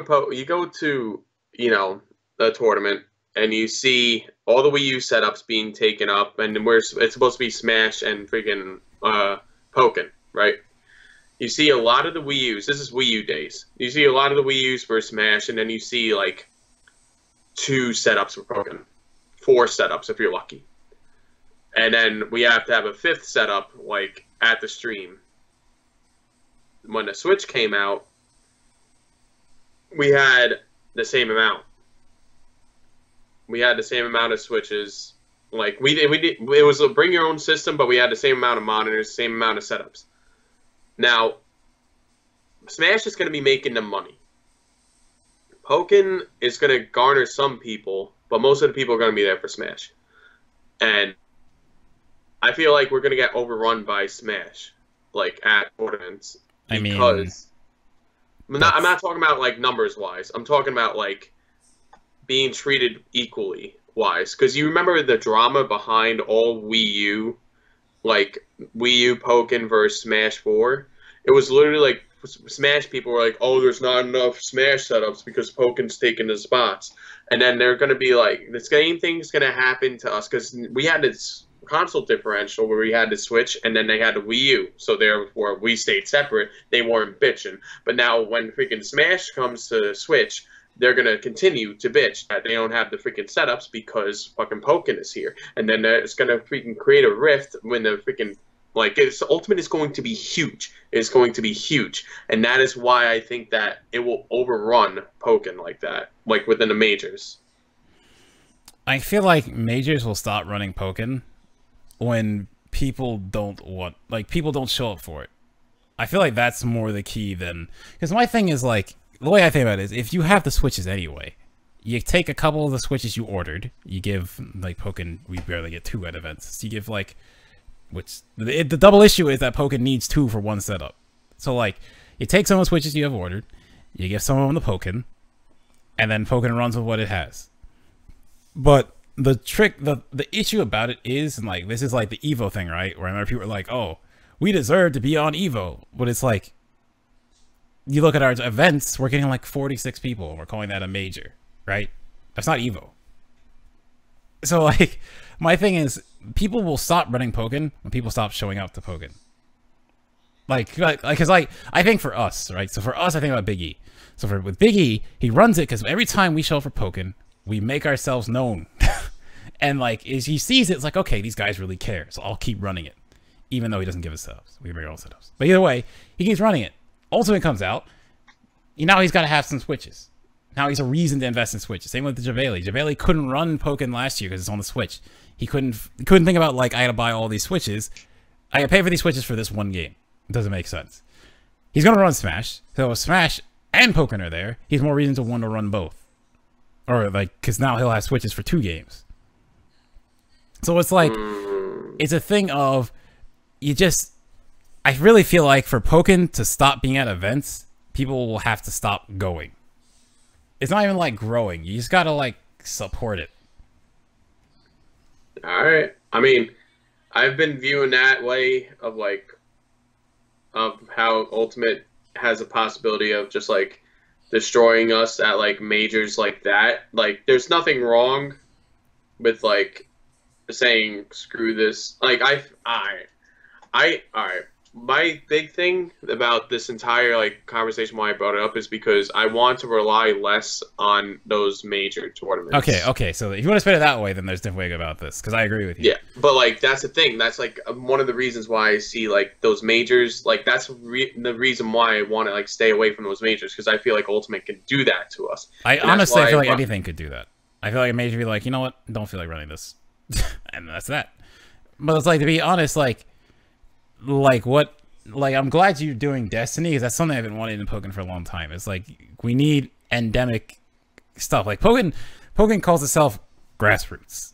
I don't see it as grassroots, because if it was fully grassroots, it would have its own events. Would have our own fucking tournaments. Yeah, exactly. Which we don't. We rely on FGC events besides, that's what I mean. We rely on FGC and TBCI events. Like, that's the truth. So like stuff like Destiny, like Final Boss, like Kanto, like Thalia Beach. We need more stuff like that, so that way Pokken exists and there's a scene that's growing within it. Because, like, when Smash wasn't in FGC, we gotta keep doing this, but Smash was in the FGC.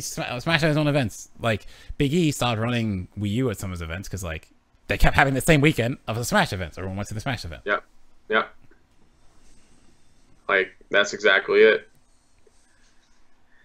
But so, the double side of that is, like, it's hard because, like, for that to happen in Pokken needs people like you. People who are willing to put up the money and, like, not even just for, like, a big stream or whatever, just put up the money to run the event. Because, like, I mean, we didn't even get to talk about Destiny on this one to say that, I guess. But, like, I mean, listen, Destiny, I don't think there's any much more I need to say about Destiny that won't be announced coming up. So, no, but I'm saying, like, what Or it's are like you want to to run. discuss No, the no, importance of it? the importance of it. Well, I guess we have to say that because we've already had 2 hours and 41 minutes. But like, what it's like to run an event, and like the fact that most events run at a loss.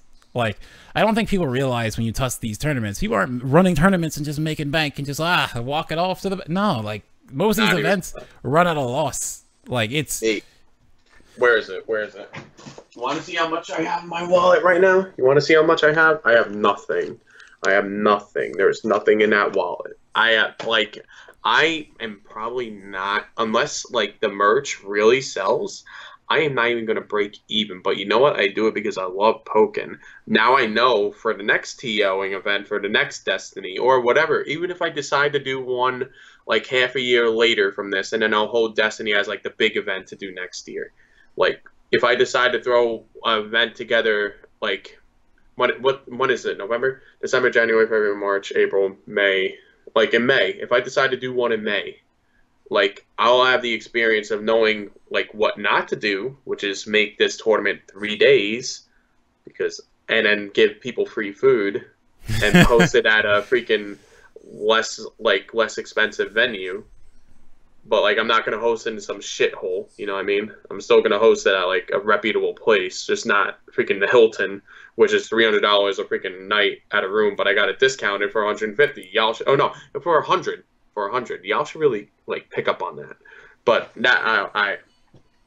but yeah, like, we definitely need more people doing that kind of stuff, what me and Alistair are doing. And actually, isn't Eye of the Storm grassroots, too? Yes. Get one in every freaking region. I am going to the grassroots tournaments. Everybody should be going to grassroots fucking tournaments so they make something into it. They become something. God damn. Yeah, but the thing is, like people mentioned Burnside Brawl. Burnside Brawl is grassroots, but Burnside Brawl is it's like different. Like that's Burnside. That was OD. It was supposed to be a couple people at Burnside's house for fun thing, and a bunch of people showed up. Like it's like different than I'm getting a venue and I have to pay a fee, and this is gonna like people don't get a lot of Smash tournaments early on. Like maybe now, I don't know about now, but early on, most events don't make even. They do it at a loss, but they do it because they love the community. Well, not everyone. Some people. Some people. Like no. I was gonna say some people just want the piece of the pie, but like a lot of people do it because they love it. So they operate at a loss because they want to like. They do it because they want the game to succeed. They want it to keep growing. Mm-hmm. Like. That's like if Pokken really wants to go somewhere down the line, it's gonna need that, because there will come a day when it's old enough that these other events aren't gonna run anymore. That will happen. So the only way for us to keep getting events is people need to run it. Yep, we need more grassroots things. We need more people willing to step up to the plate. Either not even just individuals. Either it could be a group of people starting it up. Like it doesn't have to be just one person. Yeah, you can do a group like Big House is a group of people. I'm pretty sure. I think most events now are, but like early on, it's like one person puts it together. Mm-hmm. So, I think on that note, we said a lot. Yeah, it's probably been about 2 hours, almost 3 hours, 30 minutes. Yeah. Oh no, we weren't. Yeah, it's about 2 hours 40 something probably. I don't think the stream was up for like 5 minutes before we actually started. Yeah. Okay, no, it was 7 minutes. Yeah. Okay. So, do you have any closing statements that you want to just put out there? Yeah, I hope you all enjoyed how this went. It's definitely a little different. Not even. It's a lot different than the Fair Heights, where it's just, it's like it's more free form. You get to hear our opinions. Yeah, maybe some people won't like that, but I feel like it's stuff that doesn't. I feel like it should be said. It's like we're not said. It should be talked about. Yeah, and discussed. We're not out here like trying to drag anyone or make things bad, but we're just trying to like let people do more things. So I hear a lot of people talking about Q&A. I have to figure out how that's gonna work.